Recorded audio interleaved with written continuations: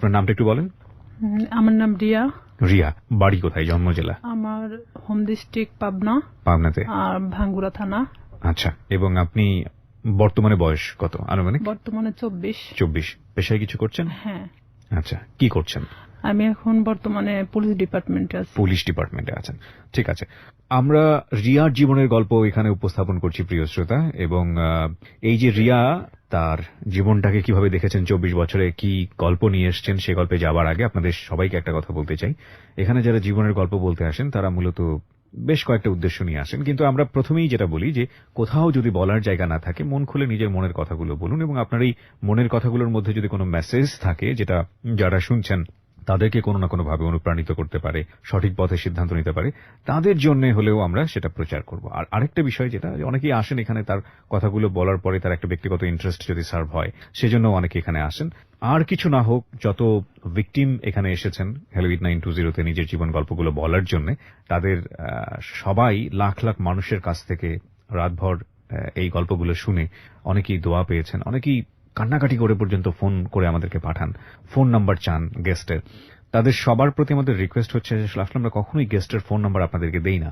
আপনারা যদি তাদেরকে কোনো হেল্পও করতে চান, সেক্ষেত্রে আমরা বলি আপনারা হেল্প পাঠান, এবং হেল্পটা তাকে পৌঁছে দিয়ে আমরা গেস্টকে আপনার নাম্বার হ্যান্ড ওভার করি, এবং সেক্ষেত্রে গেস্টকে বলে দিই যে রিস্ক ইজ ইয়োর। কারণ অনেক সময় দেখা যায় যে উদ্দেশ্য আসলে সৎ থাকে না।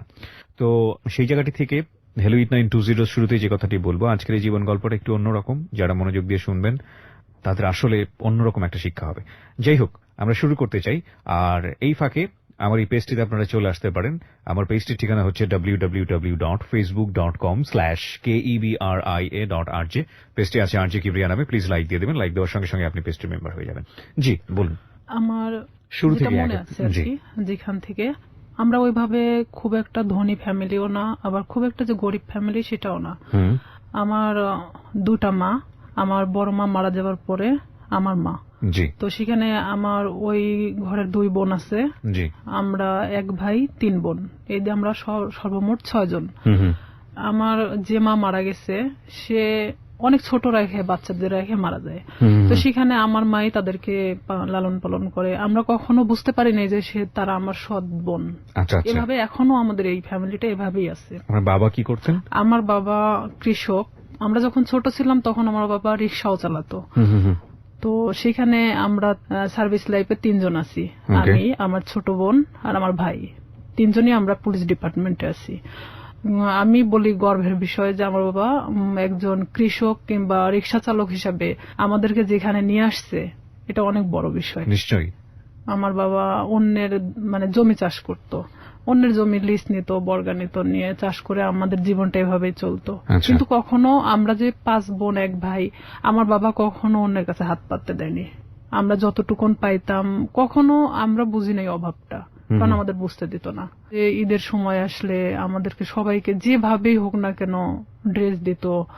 দেখা যেত আমার যে বড় বোন ছিল তাকে ড্রেস দিতেই হবে। তো আমি না এরকম আগে থেকেই ভাবতাম, আমার বাবা তো আসলে একজন কৃষক, সে আমাকে ঈদে দিলে পরের ঈদে হয়তো অন্যজনকে দিবে। কিন্তু আমার বড় বোনের মধ্যে এটা ছিল না। কিন্তু ও মানুষ হিসেবে খুব ভালো একটা মানুষ। কিন্তু সেখানে আমার ভাই তো বড় ছিল, আমাদের 3 বোনের বড় ছিল। ভাই তো ইচ্ছা করলে কিছু করতে পারতো, কিন্তু সে একটা অন্যরকম কোয়ালিটির। তার সাথে কখনো কথা বলা যেত না, রাগান্বিত, সে যেটা ভাববে সেটাই। তো এরকম দেখা গেল যে সে যখন এসএসসি পরীক্ষা দেওয়ার পরে সে ফেল করে, কারণ অন্যরকম বন্ধু বান্ধবের সাথে মিশতো, বিভিন্ন করতো। তো বাবা অনেক করতো যে আমার তো একটাই ছেলে, আর ভবিষ্যৎ প্রজন্ম তো আমার এটাই। আমার বাবা দেখা যেত আমার ওই 2টা বোনকে বিয়ে দিয়ে দিছে, আমার বড় মায়ের, আর আমার বোন যেটা বড় তাকেও বিয়ে দিয়ে দেয়। তো দেখে আমার চাচা কিংবা আমার ফুপারা সবাই মিলে ভালো ভালো দেখে বিয়ে দিছে। দেওয়ার পরে তো এখন থাকলাম আমি। আপনার বয়স কত তখন? তখন আমার বয়স 13 বছর। আচ্ছা। তখন দেখা যায় তো বিভিন্ন সময় আমাকে বিভিন্ন ছেলেরা দেখতে আসতো, কিন্তু এটা আমি পছন্দ করতাম না। আমার চিন্তা ভাবনা ছিল পড়াশোনা করব, আমি নিজের পায়ে নাও দাঁড়ালে আমি একটা ম্যাচিউরড হওয়ার পরে বিয়ে করব, এরকম আমার চিন্তা ভাবনা ছিল। তো সেখানে দেখা যাচ্ছে যে আমার চাচা চাচিরা যারা আছে আমাদেরকে নিয়ে অনেক রকম কথা বলতো, কারণ তাদের 2 ছেলে 2 মেয়ে, 2 ছেলেই শিক্ষিত, 2টা মেয়ে শিক্ষিত। তো তো সেখানে তাদের চেয়ে আমরা একটু হলেও নিমছিলাম, কারণ আমার বাবা যখন ছোট ছিল তখন আমার চাচাকে সেই বিয়ে পর্যন্ত সেই পড়াইছে। আমার বাবা ছোট ছিল তারপরও তাকে পড়াইছে আমার বাবা। তো সেখানে আমার ভাইকেও অনেক বোঝানো হয়, সে পড়াশোনা বাদ দিয়ে দেয় অলরেডি, যা তার ভালো লাগে না। ভালো লাগে না, তুমি কিছু একটা করো। আমার বাবার কথা যে কিছু একটা করো, কারণ তোমাকে আমি কত বছর বসায় রাখে খাওয়াবো। আমার ভাই বলে যে আমি কিছু করতে পারবো না, মানে সে একদম চাচাছোলা কথা বলে। বিভিন্ন সময় মাকে মারতে যায়, এক কথায় যে সে অন্যরকম একটা কোয়ালিটির মানুষ। সবার বড় ছিল উনি, উনি কাজ করছে এগুলো করে, বন্ধু বান্ধবের সাথে মেশে। ও যেখানে 16-17 বছর বয়স, আর ও যাদের সাথে মিশতেছে তাদের 25-26 বছর বয়স। আইসে দেখা যেত কেউ কথা বললে তারাই মারতো ধরে। যেহেতু আমরা ছোট ছিলাম, আমার 5 বোনের মধ্যে আমি সবসময় রুখে দাঁড়াতাম। তো আমি বলতাম, কেন তুমি মাকে মারতে যাবা? দোষটা তো তুমি করছো, তুমি পড়াশোনা করো না, তুমি বন্ধু বান্ধব নিয়ে আড্ডা দাও। মানে তার কথা যে আমি কেন এই কথাগুলো বলবো। তার ইচ্ছা, বাবা থেকে টাকা যাচ্ছে, ওকে দিতে হবে। নেশা করতো না, কিন্তু তাস খেলতো, এটা খেলতো, সেটা খেলতো। আমার বাবা যখন দিত না তখন দেখা যেত যে ও বিভিন্ন সময় মাঠ থেকে নিয়ে যেত, মাকে জোরপূর্বক ভাবে মাঠ থেকে কারাছেড়া করে নিত, এরকম। তো এই সময়টা কি আপনি লেখাপড়া করছিলেন নাকি? লেখাপড়া আমি তখন স্টাডিং রানিং এ আছি। কোন ক্লাসে পড়ছিলেন তখন? আমি তখন 6-7 এ পড়ছেন। আচ্ছা। আমার ভাই প্রতিনিয়ত আমাকে দেখতে পারে না। ও যদি খাইতে বসে, সেখানে যদি আমি যাই, ও ওখান থেকে উঠে চলে যাচ্ছে, কিংবা ভাতের প্লেটটা আর যদি ফেলে দিল। আমি যদি কারোর সাথে কথা বলি, দেখা যাচ্ছে সেটা নিয়ে এসে বাড়িতে তিলকে তাল বানানো হচ্ছে। মানে বিভিন্ন, যেটা ধর্তব্য তুল্যের মধ্যে বলাই চলে না। অলওয়েজ সময় মানে আমার দোষটা খুঁজে বেড়াতো, কারণ আমি সবসময় প্রতিবাদী ছিলাম। আমি আমার বাবার পক্ষে ছিলাম, আমার মার পক্ষে ছিলাম। আমার বাবা যখন কৃষক, উনি যখন মাঠে কাজ করত, আমি হেল্প করতাম। বর্ষার শেষে আপনার রসুন, পেঁয়াজ এগুলো অনেক কিছু গাড়া হয়। তো সেই সময় আমি আমার বাবার সাথে গিয়ে আমি ওই পেঁয়াজ রসুনগুলো আমি গাড়তাম।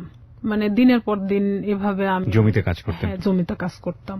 তো এলাকার সবাই বলতো যে এটা যদি অমুকের মেয়ে না হয় ছেলে হতো, ভবিষ্যতে অনেক কাজ হতো। তবে আমি পুলিশ ডিপার্টমেন্টে আসার আগে থেকে আমার স্বপ্ন ছিল যে আমি পুলিশ ডিপার্টমেন্টে জব করব। এটা কেন আপনার স্বপ্ন ছিল? এটা জানি না কেন, নয় যে আমি ছোট থেকে অনেক লম্বা ছিলাম। গ্রামের মানুষ সবাই আমাকে সেনাবাহিনী বলে ডাকতো। তো সেখানে দেখা যেত আমার মধ্যে সেই সময় থেকেই একটা জিনিস কাজ করতো যে আমি একটা ডিফেন্সে জব করব। ডিফেন্সে জব করবেন? আচ্ছা। হ্যাঁ, এটা আমার মধ্যে ইচ্ছা ছিল তখন থেকেই। তো সেখানে আমি যখন বাবার দিকটা দেখতে গেলে আমার পড়াশোনার দিকটাকে একটু হলেও পিছিয়ে যেতে হয়।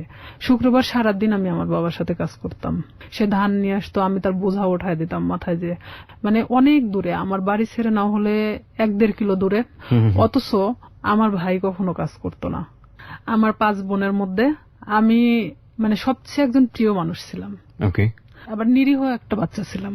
তো এর মধ্যে আমি যখন 7-এ, যখন আমি উঠি 7-এ ওঠার পরে, তখন আমি হ্যান্ডবল খেলাতে নাম দেই স্কুলে। তো স্কুলে যখন আমি হ্যান্ডবলের নাম দেই, তখন সেখানে আমি এসএসসি পর্যন্ত খেলাধুলা যখন করছি, তখন আমি কিন্তু রাজশাহী বিভাগ পর্যন্ত খেলছি। ওরে বাবা! আমার ইচ্ছা ছিল যে আমি একসময় খেলোয়াড় হব। আচ্ছা। তো এখান থেকে আমার এক বেস্ট ফ্রেন্ড ছিল রূপা। রূপার বাড়ি আর আমার বাড়ি 2 বাড়ি পরে। তো রূপার সাথে আসলে কেউ মিশতো না, কারণ ওর বাবা নিজে থেকে ওকে গানের জগতে ঠেলে দেয়। গান তো দূরের কথা, ওকে নিয়ে মানে এক ধরনের দেহ ব্যবসা করানো হয়, ওর বাবা নিজেই করাতো, যেটা ওর পছন্দ ছিল না। ও আমার সাথে ডিসকাস করতো। এই জিনিসটা আমার ভাই আরো মানে নিতে পারে না, যে কেন আমি রূপার সঙ্গে মিশি। কিন্তু রূপা আমি একই ক্লাসে একই সাথে পড়াশোনা করতাম। বিভিন্ন সময় আমার কাছে আসতো, মানে বইয়ের জন্য কিংবা কোনো কিছুর জন্য। এটা নিয়ে আমার সাথে অনেক সিনক্রেট করতো, আমারে মারতো ধরে। একদিন আমার বইগুলোই পোড়ায় দিছে, যে তোর বই পোড়ায় দিলে তাহলে তোর কাছে আসবে না সে। আমি অনেক কান্নাকাটি করি, পরে আমার বাবা আবার বই কিনা দেয়। রূপার সাথে আমি তখন গভীরভাবে মিশে যাই, যে কেন তার সাথে আমাকে মিশতে দিচ্ছে না। আমি তার সাথে মিশতে থাকি। আমি যখন 8-এ উঠবো, সেই সময় রূপা হঠাৎ করে একদিন মানে ঘুমের ট্যাবলেট খায়। আপনি জানতেন না ওর ঘুমের ওষুধ খাওয়ার কারণটা কি? ওর ঘুমের ওষুধ খাওয়ার কারণটা আমি জানতাম, আগে থেকে জানতাম, কিন্তু ও যে সেদিন খাবে এটা আমি জানতাম না। কারণ ওর বাবা নিজে থেকে দেখা যেত এমন এমন মানুষকে টাকা নিয়ে তার সাথে থাকতে বাধ্য করতেছে, যেটা হয়তো একটা মেয়ের পক্ষে সম্ভব না। যে রূপা এই জিনিসটা পছন্দ করতো না, আর তারপর ওর বাবা এটাকে বাধ্য করতো। ওর পুরো ফ্যামিলি ওকে বাধ্য করতো। তো সেখানে ও অনেক কান্নাকাটি করতো আমার কাছে আসে। তো এর মধ্যে ও একজনকে পছন্দ করতো, নাম হলো আনন্দ। উনি ছিল হিন্দু, রূপা মুসলমান। ও একজন বিবাহিত ছেলে ছিল, ভালোবাসার প্রলোভন দেখে অনেকদিন ওকে ইউজ করছে। আনন্দ ওকে মানে ফুললি না করে দেয়, তখনও এই কাজটা করছে। তো ও যখন এই কাজটা করবে তার কিছু সময় আগেও আমার কাছ থেকে ঘুরে গেছে। ও যে 2 দিন খাইছিল না এটাও আমি জানতাম না। তো এর মধ্যে গিয়ে ও অত ঘুমের ট্যাবলেট খেয়ে নিছে। নেওয়ার পর পরের দিন সকালবেলা রূপার মা আমাদের বাড়িতে আসছে। আমার মেয়ের কি হয়েছে, আমার ভাই ওখানে বসে, তো বলতেছে ও ঘুম থেকে উঠতেছে না, ওর মুখ দিয়ে টিয়া বের হচ্ছে। আমি কিছুই জানতাম না তখন পর্যন্ত, বিষ খাইছে না ঘুমের ওষুধ খাইছে না কি খাইছে। তখন আমি চলে গেলাম ওদের বাড়িতে। যাওয়ার পরে দেখি যে হ্যাঁ ওর মুখ দিয়ে অনেক গুলটানি বেরোচ্ছে। তখন আমি ওকে অনেক জাগানোর চেষ্টা করি, তো জাগে না। পরে আমি জানতামও না যে ও কি খাইছে। তখন ভাবতেছি যে কে আসলে হসপিটালে নিয়ে যাওয়া উচিত। ওর মা ওর বাবা কি করলো, ওকে উঠায় রাস্তায় ফেলে দিয়ে গেল যে তোর বেস্ট ফ্রেন্ড মারা গেলে তুই দায়ী। তখন আমার ভাই তো আমার ওখানে খুব মারলো। আমার বাবা আমাকে কখনো গায়ে হাত তোলেনি। আমার বাবা অনেক বকাঝকা দিল, গাল দিল যে কেন অনেকবার নিষেধ করা হয়েছে ওর সাথে মিশতে, কেন মিশলা। তখন আমি এটাও ভাবতেছিলাম যে আসলে আমার ভুল ছিল, কারণ সে কখন কি করে বসবে, তার লাইফে তো এতটাও ভালো মুহূর্ত নাই। তো ওই মুহূর্তের জন্য ভাবতেছিলাম। তো আবার এটাও ভাবতেছিলাম কোনো মানুষের তো জীবনের কারোর সাথে ডিসকাস করা দরকার, সে নাই আমাকেই বেছে নিয়েছিল। এখন আমি অনেক কান্নাকাটি আমি নিজে থেকেও করলাম, যেহেতু আমার ভাই আমাকে মারছে। কোন ক্লাসে তখন আপনি? আমি ক্লাস তখন 8-এ। ক্লাস 8-এ, ওকে। তখন আমি অনেক কান্নাকাটি করার পরে তখন তারপরেও আমি ওকে ছাড়তেছি না যে ও যদি মারা যায় তাহলে তো এটা তো আমার প্রবলেম হয়ে যাবে। তো আমি আমার বাবাকে অনেক রিকোয়েস্ট করলাম, চলো আমাদের বাড়িতে নিয়ে যাই। এলাকার কিছু মানে ডাক্তার আছে যে ওই যে সাইকেলে করে মানে ডাক্তারি করে বেড়ায়, তো ওনাকে নিয়ে আসা হলো। তখন উনি বলতেছে যে আসলে ওকে হসপিটালে ভর্তি করা উচিত, ওকে এখানে রাখলে মারা যেতে পারে। তখন আমরা নিজে থেকে তাকে হসপিটালে ভর্তি করি। তার 3 দিন পরে সে একটু স্বাভাবিক হয়। তখন আমি ওকে ওখানেই জিজ্ঞেস করি, রূপা কেন তুমি এটা করছো, আর তোমার জন্য তোমার ফ্যামিলি আমাকে হ্যারেস করতেছে। রূপা ও তো তখন খুব একটা ভালো কথা বলতে পারতো না। রূপা বলতেছে যে কেন আমাকে এই ধরনের কাজ করাতে বাধ্য করা হয়। তো এখানে এলাকার লোকজনও ওনাদেরকে মানে এক ঘরে করে রাখছিল। যে লোকটার সাথে এটা করা হয়েছিল সে লোকটা এসে ওর বাবার চাপ দিছিল টাকার জন্য, যে যেহেতু তার মেয়ে এটা করবে না তাহলে তো 10,000 টাকা নিছে, টাকাটা তো ফেরত দিতে হবে। ও যখন ঘুমের ট্যাবলেটটা খাইছে, খাওয়ার আগে অনেক মারা হয়েছিল, পুরো শরীরটা ফাটানো ছিল। পরে ও আমাকে বললো যে দেখ আমাকে এভাবে মারছে, আমি কেন বাইসে থাকবো। আর তা আমি ওকে ডিরেক্টলি এভাবে বললাম যে তুই ঘুমের ট্যাবলেট কেন খালি, তুই তো বাইসে আছিস, পারলে মারা যাতিস। তো এভাবে বেঁচে থাকার সে মারা যাওয়াটা অনেক ভালো না।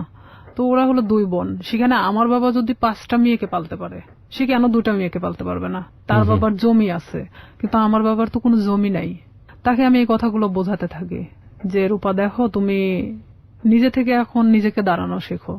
তো সেখানে রূপা বাড়িতে আসে, মানে ও ওখান থেকে চলে যাওয়ার সিদ্ধান্ত নেয় যে যেখানে ইচ্ছা চলে যাবে। তখন আমি বলি না, এটা অসম্ভব। আমার মাও বলে যে আমার মেয়েকে যেখানে জড়ানো হয়েছে সেখানে তো তুমি এখান থেকে চলে গেলে তখন তারা আরো পেয়ে বসবে। তুমি তোমার বাড়িতে যাও, বাড়িতে যাওয়ার পরে সবার সামনে বলো যে আমি এই ফ্যামিলিতে থাকতে চাই না, তারপরে তুমি যেখানে ইচ্ছা চলে যাও। পরে তাকে আমরা বাড়িতে নিয়ে আসি। নিয়ে আসার পরে আমার বড় চাচা, তারপরে এলাকার কিছু লোকজন, চেয়ারম্যান নিয়ে তার বাড়িতে যাওয়া হয়। যাওয়ার পরে মানে রূপা এক কথায় বলে যে আমি এগুলো করতে পারবো না, যার কারণে আমি সুসাইড করতে চাইছি। তো এখানে তো আসলে রিয়ার সাথে কোনো ইয়ে ছিল না, ও আমার সম্পর্কে জানতো এটাই। তখন ওর ফ্যামিলির সামনে সবার সামনে যখন এই কথাটা বলার পরে তখন ওর ফ্যামিলি বলতেছে যে না, ওকে ফুসলাইছে, ও ঠিক আছে আমাকে দোষ দিচ্ছে। ও সবার সামনে বলল না ওর কোনো দোষ নাই, আমি আজকে থেকে এখান থেকে চলে যাব, আমার যেখানে ইচ্ছা চলে যাব, আমি এই ফ্যামিলিতে থাকতে চাই না। তখন ও নিজের ইচ্ছায় ওর বাসা থেকে ওর কাপড় চোপড় যা ছিল নিয়ে বের হয়ে চলে যায়। তো সেখান থেকে আমি এক কথায় যে নিঃসঙ্গ হয়ে পড়ি, একা। তখন দেখা যাচ্ছে যে আমার ভাইয়ের সাথে একটা ছেলে পড়তো, ছেলেটার নাম হলো শামীম। তো এই শামীম, আমি তাকে তখন ভাই বলে ডাকতাম যেহেতু আমার ভাইয়ের ফ্রেন্ড। তো আমাদের বাড়িতে অনেক আগে থেকে ওঠা বসা, সেটা আমি বলতে পারবো না যে কবে থেকে। আমার মনে হয় যে জ্ঞান হওয়ার পর থেকে তাকে দেখতেছি। সে আমাদের বাড়িতে ওঠা বসা করতো, আমি ওইভাবে কখনো তাকে দেখি নাই। আমি আবার কিছু জিনিস নিয়ে ভাবতাম যে আসলে আমার কিছু করা দরকার, পড়াশোনার খরচটাও বেড়ে যাচ্ছে, আর এখানে দেখা যাচ্ছে যে আমি নিজের পায়ে এখন থেকেই দাঁড়াতে চাই। আচ্ছা। তো সেখানে আমার বাসাটা আসলে প্রপার থেকে 1 কিলো ভিতরে, মানে Okay. খুব একটা দূরে না। ওকে। মাঝখানে একটা অফিস আছে, ডিশ লাইন অফিস। তো সেই ডিশ লাইন অফিসে মেয়েদেরকে নিয়োগ দেওয়া হচ্ছিল যে তারা বিল কালেক্ট করবে। তো 4,500 থেকে 5,000 টাকা বেতন হবে। আমি যদি এই কাজটা করি তাহলে দেখা যাচ্ছে যে অন্তত আমি আমার নিজেকে নিজে চালাতে পারবো, এমনকি আমি একটু হলো নিজের লাইফটাকে বুঝতে শিখবো। জি। তো ওনারা বলতেছে যে তুমি, মানে আমাদের ফিক্সড বেতন হলো 4,500 টাকা, আমরা তোমাকে কিছু এলাকা দেব, সেই এলাকাটা নেওয়ার পরে তুমি যদি চাও যে হ্যাঁ আমি তার চেয়ে বেশি নিতে পারবো, তাহলে তোমার বেতনটা বাড়বে। আর যদি তুমি সেই এলাকার মধ্যেই থাকো যে এর চেয়ে আমি বেশি পারবো না, তাহলে তোমার 4,500 টাকার বেশি হবে না। আমাকে সব কথা খুলে বলা হয়। প্রথম মাসটা আমি 350 কার্ড নেওয়া হয়, 4টা এলাকায় 350 কার্ড ছিল, মানে 350 ডিশ লাইন ছিল। তখন আমার তো নিজের এলাকা, প্রপার থেকে আমার বাড়ি যতটুকুন দূরে এতটুকুনের মধ্যে সবকিছু। তো এক একটা বাড়িতে দেখা যাচ্ছে 2টা-3টা করেও ডিশ লাইন থাকে। তো 350 কার্ড খুব একটা বেশি জায়গা না। আমার ভাই এটা পছন্দ করতো না, কিন্তু আমার বাবা পছন্দ করতো। তো সেখানে আমি যখন এই কার্ড নিয়ে প্রথম বাড়ি বাড়ি যাই, তাদেরকে আমি বলে আসি যে দেখেন আমি তো প্রত্যেকদিন আসতে পারবো না, হয়তো একটা এলাকায় আমি একদিন করে ঢুকবো, আপনারা একটু টাকাটা রাইখে দিয়েন, বেশি তো না 100 টাকা করে রাইখে দিয়েন, আমি এসে নিয়ে যাব। তো আমি এভাবেই যখন বিল কালেক্ট করতে থাকি, আমার দেখা যেত যে মাসে 2-3 দিন বের হলেই হয়ে যেত। আমি ইচ্ছা করলে আরো মানে জায়গা নিতে পারি। ডিশ লাইনে আপনি মেয়ে হয়ে হয়ে বিল কালেক্ট করতেন, কোনো সমস্যা হতো না? আমাদের ওখানে সবাই মানে মেয়েরা করে সব কাজ। আচ্ছা আচ্ছা, ওকে, খুব ভালো। তো হ্যাঁ, তো আমি আমার স্কুল শেষ করে আমি যখন হাঁটে আসতাম ওই এলাকা দিয়ে, তখন আমি ওই বিল কালেক্ট করতে করতে চলে আসতাম। এটা শামীমের বাড়ির মধ্যেও পড়ছে আমার এলাকাটা। জি। তখন শামীমের বাসা তো ওই ডিশ লাইনের অফিস থেকে 200-300 গজ দূরে হবে। একদিন হঠাৎ করে শামীম আমাদের বাড়িতে আসে। উনি কি মানে সম্পর্কে কি হতো আপনাদের? সম্পর্কে আমার ভাইয়ের বন্ধু। আপনার ভাইয়ের বন্ধু হতো? হ্যাঁ। ওকে। ওইভাবে চিনা, কিন্তু আমি কখনো কথা বলতাম না। হঠাৎ যদি কথা বলতাম মানে ভাইয়া হিসাবে কথা বলতাম। সে আমার 10 বছরের সিনিয়র ছিল। উনি আমাকে একদিন এসে খোঁজ করে আমার মার কাছে। মাকে এসে বলতেছে যে রিয়া কোথায়? তো আমার মা বলতেছে ভিতরে আছে। এখন আমাকে ডাক দিল, আমি আসলাম। তো বলতেছে যে তোমার নাম্বারটা দেওয়া যাবে? তো বললাম কেন? আমার মার সামনে বলতেছে। তো বললাম কেন? তো বলতেছে যে আসলে আমার তো 2 মাসের বিল দেওয়া হয় নাই, তো আমি তো এই মাসেও দিতে পারবো না, তো যখন দিব তখন তোমাকে আমি ফোন দেবো। তো বললাম ঠিক আছে। যেহেতু ভাইয়ের বন্ধু, সেখানে তো আমি কখনো এ ধরনের কোনো কিছুই ভাবি নেই তাকে নিয়ে। আমাকে যেদিন নাম্বারটা নিয়ে গেছে তার পরের দিন রাত্রে ফোন দেয়। এটা হলো 2007 সালের ঘটনা। আমি তখন ক্লাস 8-এর শেষের দিকে। আমি ফোনটা রিসিভ করলাম, রিসিভ করার পরে সে কথা বললো না। আর আমি ওনার নাম্বারটা চিনতামও না, কথা বলে না। তো 2-3 বার আমি ফোনটা রিসিভ করলাম। রিসিভ করার পর তখন রাত 12টা বাজে। আর 2007 সালের ওদিকে 12টার পরে যে 25 পয়সা মিনিট ছিল, তো সেই সময় ও আমারে ফোন দিত। তো ফোন দিত, আমি কথা বলি যে কে কে এরকম বলতাম। আর তখন ওইভাবে আসলে ব্ল্যাক লিস্ট এটা সেটা বুঝতামও না। তো ওইভাবে তো ফোনটা ব্ল্যাক লিস্টও করতে পারতেছি না। এখন আমি তো বারবার বলতেছি কে আপনি, কথা বলেন না কেন? তো হঠাৎ করে অন্য একটা নাম্বার থেকে ফোন দিছে। তো এখন বলতেছে রিয়া আমি শামীম। আমি বলতেছি কোন শামীম? তো বলতেছে যে তুমি আমাকে চেনো না? আমি বললাম না। তো আমি তখন বুঝতে পারছি যে শামীম বলতে তো উনি হবে। তো আমি বলতেছি না, আমি তো ঠিক চিনলাম না, আপনি কে? তো বলতেছে যে আমি তোমার ভাইয়ের বন্ধু। তো আমি বললাম হ্যাঁ বলেন, তো এত রাত্রে ফোন দিচ্ছেন কেন? তো বলতেছে যে তোমার সাথে আমার কিছু কথা ছিল। তা আমি বললাম ঠিক আছে বলেন, সমস্যা নেই। তো বলতেছে যে তোমারে কেউ একজন পছন্দ করে। তো আমি জানতাম, আমার এক ক্লাসমেট ছিল, ওর নাম ছিল হামিদুল। তো ও আমাকে এর আগে ঠিক 4-5 দিন আগে আমাকে মানে প্রপোজ করে, যেটা আমি অ্যাকসেপ্ট করি না। না করাতে তো আমি ভাবলাম যে ওরই বাড়ির পাশের, আবার ভাবলাম যে হয়তো ওকে ওই কথাটা বলছে যার কারণে আবার আমাকে এটা জানাচ্ছে। তো আমি বলতেছি আমি জানি যে কে। তো বলতেছে কে? তো বললাম হামিদুল। আমি ওকে পছন্দ করি না, ওকে নিষেধ করে দিয়েন, ও যেন আমাকে এই ধরনের মানে প্রস্তাব না দেয়। তখন বলতেছে আমি তো এটা জানতাম না যে হামিদুল তোমাকে পছন্দ করে। তাই আমি বলতেছি তাহলে আপনি কার কথা বলতেছেন?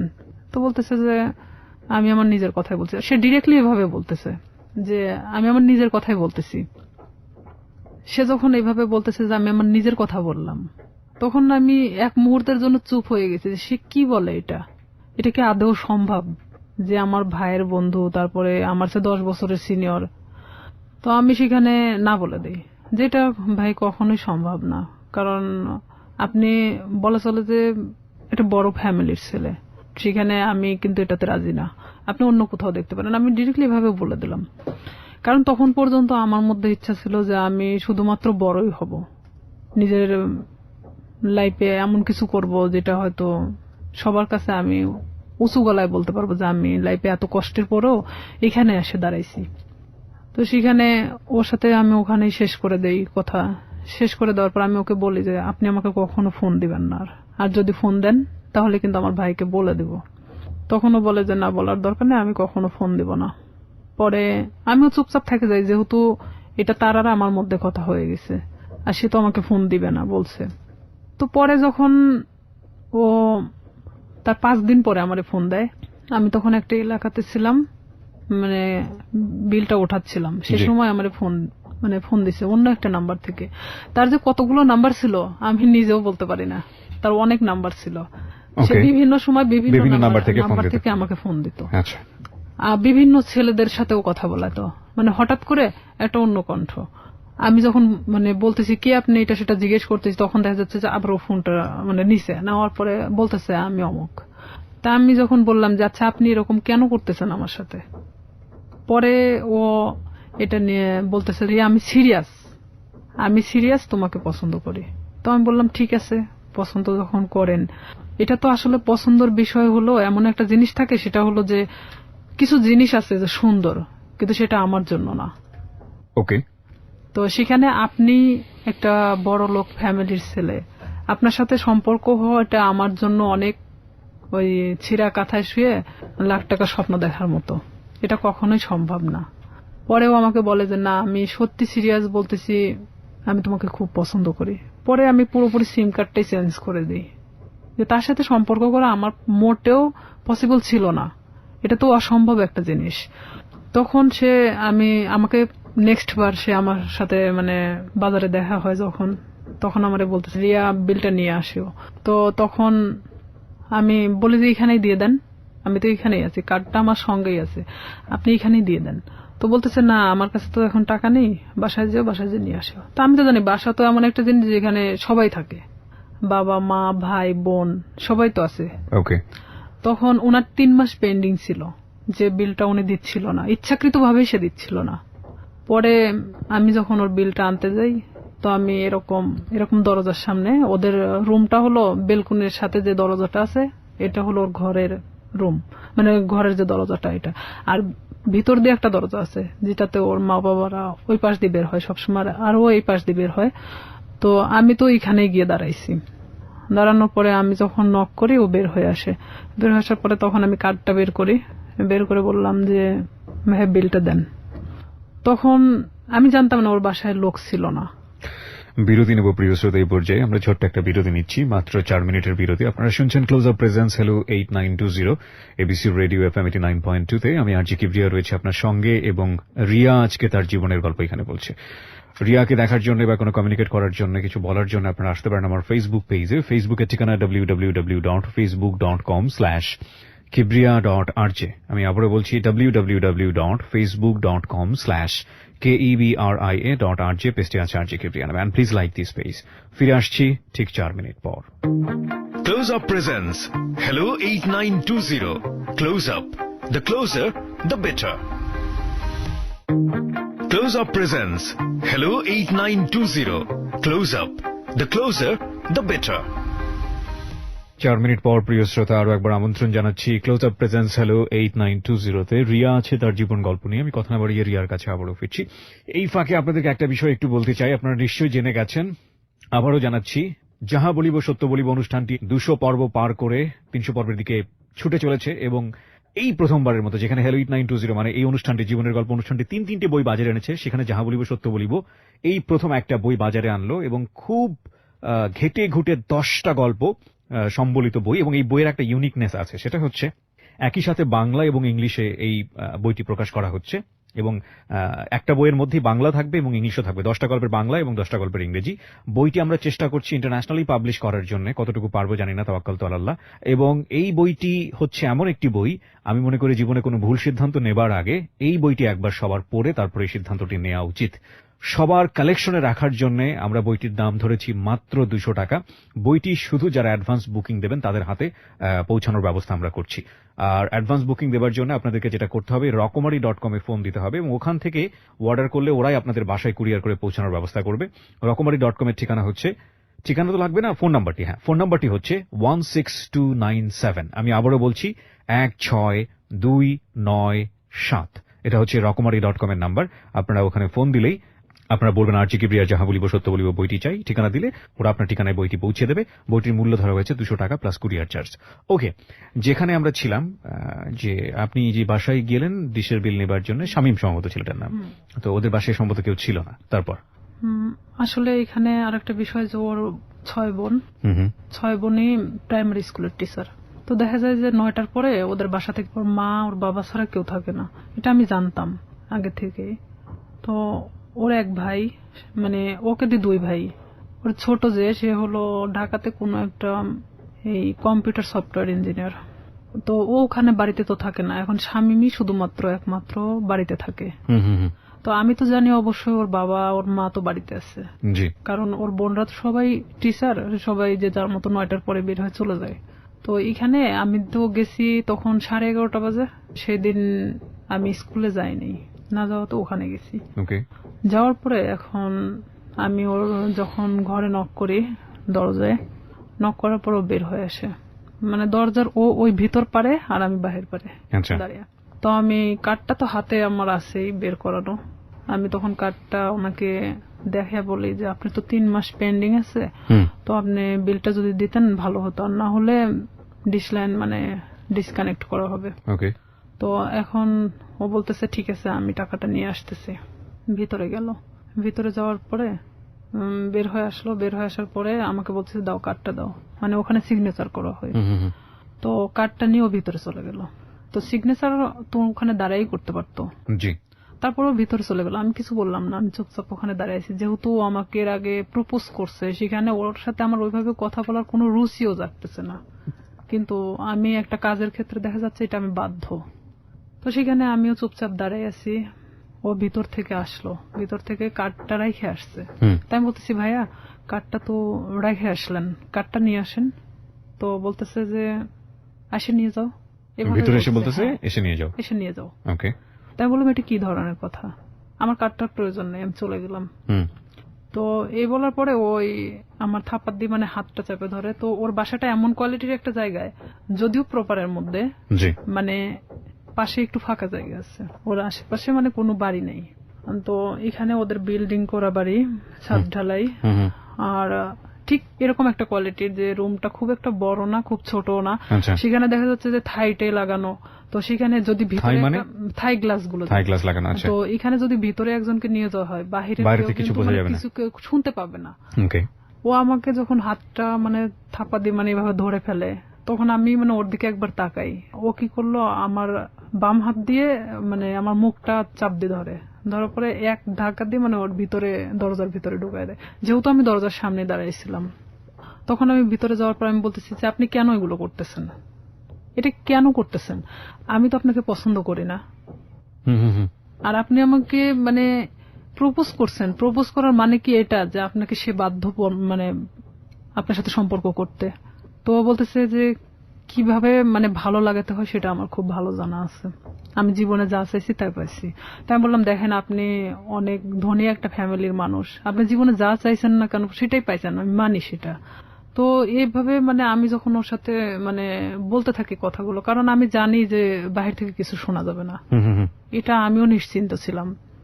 এক পর্যায়ে সে আমার সাথে অনেক মানে ধস্তাধস্তি করতে থাকার পরে এক পর্যায়ে সে আমার সাথে মানে খারাপ কিছু করেও ফেলে। তখন আমি একদম দিশেহারার মতো হয়ে যাই যে আসলে এটা কি হয়ে যাচ্ছে আমার সাথে, এটাকে আমার সাথে আসলে হওয়াটা উচিত ছিল। আমি তাকে তো বারবার মানে বোঝানোরও চেষ্টা করতেছি, তারপরেও তার একটাই কথা যে আমি তোকে যেভাবে হোক আমি চাই, এটাই তার last বয়সে কথা। 10 বছর বড় ছিল। হ্যাঁ, আমার চেয়ে 10 বছরের বড় ছিল। আর আমি তখন বললাম তো, প্রথমে অনেক আগেই বলে আসছি, আমি অনেক ভীতু কোয়ালিটির একটা মানুষ ছিলাম। আমি খুব একটা মানুষের সাথে কথা বলতে পারতাম না।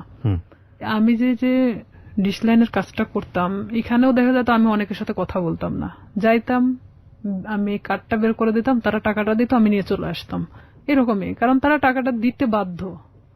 সে যখন জোরপূর্বক ভাবে আমাকে রেপ করা হয়, এক কথায়, তো কমপ্লিটলি রেপ। হ্যাঁ, তো সেখানে আমি একদম দিশেহারার মতো চুপচাপ, এক পর্যায়ে যে আমি নিস্তেজ, এতক্ষণ যে আমি ধস্তাধস্তিটা করতেছিলাম, তখন সেই মুহূর্তের জন্য আমি নিস্তেজ হয়ে গেছি। মানে আমি এক কথা বলা চলে, আমার শরীরে কোনো শক্তি নেই, যে আমি যে কি কথা বলবো এখন, আমার ভাষা জ্ঞান মানে সবকিছু শেষ সেখানেই। তো ওখান থেকে আমি কোনো রকম বের হয়ে চলে আসি। বের হয়ে চলে আসার পরে আমি আমার ব্যাগটা আনতে ভুলে যাই, কারণ আমি যে কিভাবে চলে আসছি সেটা আপনি নিজেও জানেন না। আমার মনে হয় যে আমি নিজেও আসলে বলতে পারবো না যে আমি কিভাবে ওখান থেকে আসছিলাম।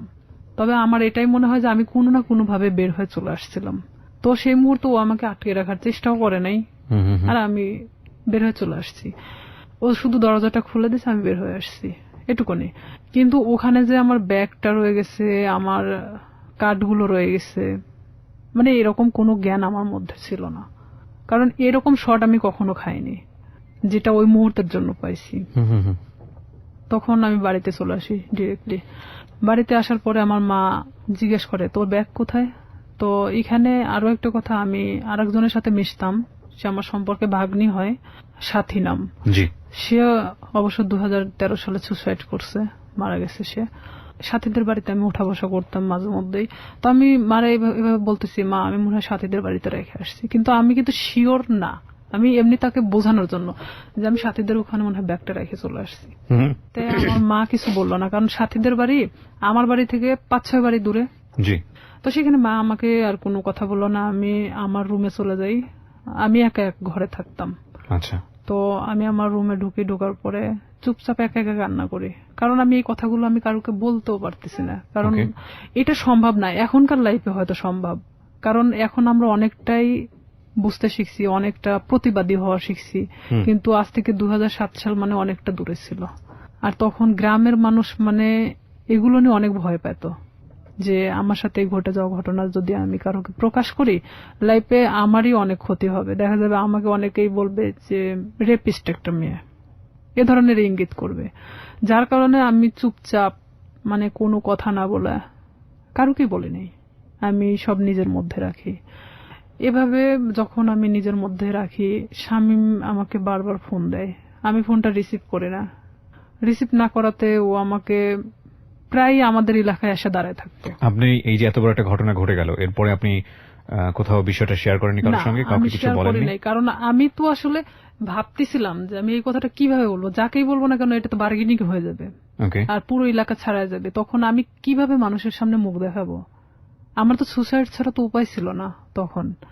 কারণ এটা মানে একটা গ্রাম্য মেয়ের কাছে যে কতটা লজ্জাজনক, কিন্তু আমি তো একটা গ্রামে বড় হয়েছি, সেখানে আমার কাছে অনেকটাই কষ্টের জনক ছিল। কারণ সেখানে দেখা যাচ্ছে যে আপনি কিছু নাও করলে আপনার কোনো একটা ব্যাড সাইড নিয়ে তারা সবসময় গবেষণা করে, আর এটা তো অনেক একটা বড় বিষয় ছিল। তখন আমি আমার ফ্যামিলির তো কারোকে জানাই নেই।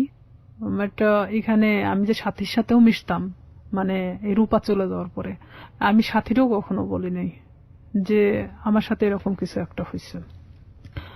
পরে এটা যখন ঠিক 1.5 মাস পর আমি কেন জানি বুঝতে পারি যে আমার মধ্যে কোনো একটা পরিবর্তন হচ্ছে। পরিবর্তনটা এরকম, হয়তো আমার কোনো কিছু ভালো লাগে না, খাইতে মন চায় না, উঠতে মন চায় না, বসতে মন চায় না, মানে আমি একটা অন্যরকম জিনিস ফিল করতেছি যে শরীরের ভিতরে। হ্যাঁ, যেটা এক কথায় যে আমি ঘুমাইলে উঠতে পারি না, মানে খালি ঘুমাতেই মন চায়। তারপরে আমার মা জিজ্ঞেস করতো যে তুই এরকম তো ছিলি না, খাওয়া দাওয়া বন্ধ, মানে কেমন একটা অন্যরকম। তাই আমি বলতাম যে আমি তো অনেক হাঁটাহাঁটি করি, যার কারণে আমার না ঘুমালে আর উঠতে মন চায় না, আমি বুঝতে দেয় না। পরে এভাবে যখন আমার মা তো ওইভাবে আসলে কখনো ফোর্স করে না, কারণ তারা জানতো যে এরকম কোনো কিছু কখনো হবে না। তখন আমার বড় বোন আমারে অনেকবার জিজ্ঞেস করে যে কি হয়েছে তোর, তুই একা একা থাকিস, কথা বলিস না কারোর সাথে, তো সমস্যাটা কি? বলে না, কিছু সমস্যা নাই, এদিকে পড়াশোনা, তো সামনে তো এসএসসি পরীক্ষা, আবার এদিকে তো আমি যে কাজটা ধরছি আমার মনে হয় না যে আমি কাজটা করতে পারবো। কারণ আমি তখন একটা জিনিস ভাবতেছিলাম যে আমি আজ বড় হতে গিয়ে অনেক ছোট হয়ে গেছি, এটাই ভাবতেছিলাম। এরপরও আপনাকে ফোন দিয়ে বারবার ডিস্টার্ব করতো, হ্যাঁ। চাইতো? হ্যাঁ, সে বারবার আমাকে ফোন দিত, ফোন দিয়ে বলতো যে তুই কেন ফোনটা রিসিভ করিস না, এতবার ফোন দেওয়ার পর কেন রিসিভ করিস না, তুই তো গাড়ি করেই বলতো। আমি বলতাম, দেখেন আপনি আমাকে কেন এরকম করতেছেন, এটা করার মানেটা কি? যা হবার তা তো হয়ে গেছে। আপনি তো একটা মেয়েকে ভোগ করার দরকার ছিল, করছেন। আমি এভাবেই বলি তাকে, তাহলে আর কি দরকার? তো সে আমাকে বলে যে না, কিন্তু তোকে- আপনাকে আমার এই প্রশ্নটা আবারও করতে হবে। এত বড় একটা ঘটনা ঘটে যাবার পরে আপনি বাসায় শেয়ার করলেন না কেন, কাউকে জানালেন না কেন? শেয়ার করিনি। আসলে এটা আমি অনেকটা ভীত ছিলাম, যেহেতু আমার ভাই পূর্বে থেকে আমার সাথে ভালো সম্পর্ক না। এখানে যদি আমি শেয়ার করে, দেখা যাচ্ছে যে অনেকটা আমার দিকেই গড়াবে। আচ্ছা, এটাও একটা বিষয় ছিল। আর একটা কথা, যে সমাজ, যেটা মানুষ হয়তো আমাকে খারাপ ইন্ডিকেট করবে যে মেয়েটা এরকম হয়েছে। হয়তো আমার প্রফেশনাল লাইফে আমি যেটা হতে চাচ্ছি, দিস ইজ 100% সেখানে ট্রু। আমি আমার লাইফ নিয়ে সবসময় বেশি ভাবতাম। আমাদের সোসাইটিটাই ফরচুনেটলি আর আনফরচুনেটলি এরকমই। আমরা কোনো ঘটনা ঘটে গেলে সেটা নিয়ে যতটা ক্যাওয়াস তৈরি করি, কেউ কখনো ভেতরে যাওয়ার চেষ্টা করি না। হ্যাঁ, এবং সেটার রিফ্লেকশন ইদানিং ফেসবুকে এত বেশি দেখা যায় যে সামটাইমস উই ফিল অ্যাশেমড, লজ্জিত হই। আমাদের আসলে প্রত্যেকটা জিনিসই, একটা জিনিস কি, আমরা যে কথাটা বলি, আমরা যে কাজটা করি বা যাই করি না কেন, সেটা কিন্তু শুধুমাত্র আমি না, আমার ফ্যামিলি, আমার বেড়ে ওঠা, আমার সবকিছুকে ফোকাস করে। আর কোনো একটা মানুষের কোনো পার্টিকুলার বিষয় ধরে সে বিষয়টা নিয়ে নাড়াচাড়া করা, কাউকে খুব সোজাভাবে মন্তব্য করে দেয়া, বিশেষ করে এই যে রেপের মতো ঘটনাটা, যেটা হলে আমাদের সমাজে সবসময় মেয়েদের দিকে আঙ্গুল তোলা হয়, ভিকটিমের দিকে আঙ্গুল তোলা হয়। এবং দেখবেন যে পত্রপত্রিকায় যখন সংবাদ আসে, আমরা আমাদের সামাজিকতার কথা ভেবে ওই মেয়েটাকে আমরা সামনে আনি না, ফোকাস করি না, তার ছবি প্রকাশ করি না। কেন করি না এই কারণে, সামাজিকতায় সমস্যা হবে। তার মানে আমাদের সামাজিকতা কতটা দুর্বল। একজন মানুষ, আমি সম্ভবত ইন্ডিয়াতে এরকম একটা কেস আমি দেখেছিলাম, যে সে রেপড হয়েছিল এবং সে ভিকটিম বলতেছিল যে আমি কোথাও ফেস লুকাবো না, আমি টেলিভিশনে গিয়ে সাক্ষাৎকার দেবো, আমি বলবো আমার সঙ্গে এটা হয়েছে ওটা হয়েছে। আমি কেন ফেস লুকাবো, আমি তো কোনো অপরাধ করিনি। আমি বলছি না যে ইন্ডিয়ার সমাজ আমাদের চাইতে অনেক বেশি অ্যাডভান্স, বাট তার চিন্তা ভাবনাটা অনেক বেশি অ্যাডভান্স ছিল। কিন্তু বড় কথা হচ্ছে, সে এতটা সাহসী পদক্ষেপ নিয়েছে, ঠিক আছে, কিন্তু এই সাহসী পদক্ষেপ কি সমাজ ভালোভাবে দেখেছে? এবং দেখে না বলেই আমরা যে মেয়েটি রেপ হয় তাকে আমরা ফোকাস করি না এবং করতে পারি না। সো যেটা বলছিলেন আপনি, তারপরে যখন আপনি যে জায়গাটায় ছিলেন, যে আপনি ফ্যামিলির কাউকে বিষয়টা শেয়ার করেনি, এবং আমি- আপনি শরীরের মধ্যে একটা চেঞ্জ পাচ্ছিলেন, ঘুমাচ্ছেন তো চেঞ্জও ঘুমাচ্ছেন। পাচ্ছিলাম। হ্যাঁ। আবার আরেকটা কথা, যে আমি আমার প্রফেশনাল লাইফটাকে নিয়ে বেশি ভাবতেছিলাম। এটা আমার ছোট থেকে স্বপ্ন ছিল পুলিশ হওয়ার। আর আমি এটা জানতাম যে কোনো মেয়ে যদি বিবাহিত কিংবা এরকম কোনো তার ঘটনা থেকে থাকে, তাহলে সে কখনো পুলিশ ডিপার্টমেন্টে ঢুকতে পারবে না। বিশেষ করে আমি তো কখনো আসলে শামীমকে পছন্দ করতাম না, সে আমার সাথে যেটাই করুক না কেন। আমি ভাবছিলাম যে সাবজেক্টটা ওখানেই ক্লোজ, আমি নিজে থেকে ওখানে শেষ করে দিছি। কারণ আমার সুসাইড করার কোনো ইচ্ছা ছিল না। আমি কারোর কাছে রেপ হয়েছি তার মানে এই নয় যে আমি হারে গেছি, এটা আমার মধ্যে ছিল না যে আমি সুসাইড করব। আমি কখনো হারতে শিখি নাই। যেখানেই গেছি না কেন, আমি যদি কষ্ট করে হলো সেটাকে আমি অর্জন করছি। তো সেখানে দেখা যাচ্ছে আমি আমার চেঞ্জের বিষয়টা, যে আমি নিজের মধ্যে মানে কোনো কিছু ফিল করতেছি যে আমি খাওয়া দাওয়া এটা সেটা আমার খুব প্রবলেম হচ্ছে, তখন আমি নিজেই মানে এটা নিয়ে ভাবতে থাকি। তখন কেন জানি মনে হয় যে আচ্ছা, শামীম তোমার সাথে এটা করছে। আর আমি আসলে প্রেগনেন্ট বিষয়টা বুঝতাম না তখনও, যে কিভাবে এটা মানে প্রেগনেন্ট হয়। জি। তখন আমি আমার পাশের বাড়ির এক ভাবিরে জিজ্ঞেস করি, আচ্ছা মানে কথায় কথায়, তার সাথে আমি অনেক ফ্রি ছিলাম, জিজ্ঞেস করি যে ভাবি, আমি তো অনেক কিছুতেই আসলে জানার চেষ্টা করি, তো আসলে একটা মেয়ে প্রেগনেন্ট হয় কিভাবে? তো বলতেছে, বিয়ে কর তারপর বুঝবি। আমার সে হাসতে হাসতে কথা বললো। তো বললাম যে আপনি তো ভাবি, তো আপনি না বললে আমরা শিখবো কোত্থেকে? আমি আবার তাকে হাসতে হাসতে কথাটা বলি। তো বলতেছে যে এরকম মানে মেয়েদের তো প্রত্যেক মাসে যে ইয়াটা হয়, এটা যদি দেখা যাচ্ছে যে কারোর সাথে মানে তার হাজবেন্ডের সাথে মেলামেশা করার পরে যদি না হয়, তাহলে সে প্রেগনেন্ট। তখন আমি যখন ওখান থেকে এই কথাটা শুনছি, আপনি বিশ্বাস করবেন না, আমি মনে হয় এক মুহূর্তের জন্য এই পৃথিবী ছেড়ে চলে গেছি। যে আমিও তো ঠিক 1.5 মাস হলো এরকম অবস্থাতে আসছি, আমারও তো এটা হয়নি, তার মানে কি আমি প্রেগনেন্ট? এটা আমি এখন কিভাবে এটাকে লুকাবো? কারণ এতক্ষণ পর্যন্ত যা ঘটে গেছিল সেটা লুকানো সম্ভব ছিল, বাট এটা এখন আমি কিভাবে লুকাবো? এটা কি আদৌ সম্ভব? আর তখন এক মুহূর্তের জন্য মনে হচ্ছিল যে আমার চেহারার মধ্যে একটা অন্যরকম ছাপ নামে আসে। তখন আমার ওই ভাবি বলতেছে, তোর কি হয়েছে? আমি বললাম, না আসলে শরীরটা কয়েকদিন ধরে ভালো লাগতেছে না, অটোমেটিক কেন জানি মনে হচ্ছে প্রেশারটা নামে গেছে। তো আমি তো ওখানে বসে পড়ি, প্রায় আমি আধা ঘন্টার মতো বসে মানে নিজে নিজে ভাবতে থাকি। আর আমার শরীরটা এত ঘামতেছিল, মানে এক কথায় যে আমি মৃত মানুষের মতো বসে আছি। তো তখন ভাবি যে এটাকে আমি কিভাবে সমাধান করব, আমি কিভাবে আমার ফ্যামিলিকে বলবো এখন, যেটা 1.5 মাস আগে ঘটে যাওয়া ঘটনা। আর এর মধ্যে কন্টিনিউ ও আমার সাথে এরকম যোগাযোগ রাখার চেষ্টা করে, কিন্তু আমি রাখি না। তখন ইচ্ছাকৃতভাবে আমি ওকে ফোন দিই ব্যাপারটা আসলে জানানোর জন্য যে এটার কি কোনো সমাধান আছে কিনা, যদি হয় নিজে থেকে সমাধান করার মতো। কারণ আমি চাই না যে আমি আমার লাইফে কখনো থেমে থাকি কারোর জন্য। তখন ওকে আমি যখন ফোন দিয়ে বলি যে শামীম, আমি তো এরকম, আর এটা বিষয় তো আমি জানতামও না, তুমি তো আমার চেয়ে 10 বছরের সিনিয়র, তুমি যে আমার সাথে এটা করছো, যেটাই করো না কেন তুমি আমাকে বলতে পারতা যে এরকম হওয়ার সম্ভাবনা আছে, তুমি সেটাও আমাকে বলো নাই। তো এখন বলতেছে যে এখন তুই কি করবি সেটা তুই জানিস, সেটা আমি জানি না। তখন থেকে totally or SIM card of, মানে যখন আমি ব্যাপারটা ওকে জানাই তখন থেকে ওর সিম কার্ডটা টোটালি অফ করে দেয়। আমরা আরেকটা বিরতি নিচ্ছি প্রিয় শ্রোতা এই পর্যায়ে। এই জন্যই আমরা বলি যে জীবন নাটকের চেয়েও অনেক বেশি নাটকীয়। জীবনের যেই স্প্যান বা প্ল্যাটফর্ম, সেখানে যে ঘটনাগুলো মানুষের জীবনে ঘটে যায়, সেখান থেকেই বিভিন্ন অভিজ্ঞতা নিয়ে নাটক হয়, সিনেমা হয়, ফিকশন হয়, কত কিছু হয় না? কিন্তু যত ফিকশনই আমরা দেখি না কেন, যত নাটকই দেখি না কেন, সিনেমা দেখি না কেন, হ্যালো 8920 এই অনুষ্ঠানগুলো করার পরে আমার ব্যক্তিগত অনুভূতি হয়েছে যে কোনো রচনাই আসলে জীবন নাটক যিনি রচনা করেন উপরওয়ালা, তার সৃষ্টিকে উতরে যেতে পারেনি। ওকে, ফিরে আসবো মাত্র 5 মিনিট পর 12টার সময়। আর এই বন্ধুটি আমাদের সঙ্গে আছেন তার জীবন গল্প নিয়ে, রিয়া। তার সঙ্গে কানেক্ট করতে হলে আপনারা আসবেন আমাদের ফেসবুক পেজে। ফেসবুকের ঠিকানা www.facebook.com/kibria.rj। আমি আবারও বলছি www.facebook.com/kebria.rj। পেজটি আছে RJ Kibriya, and please like this page. Close Up presents Hello 8920. Close Up. The closer, the better. Close Up presents Hello 8920. Close Up. The closer, the better.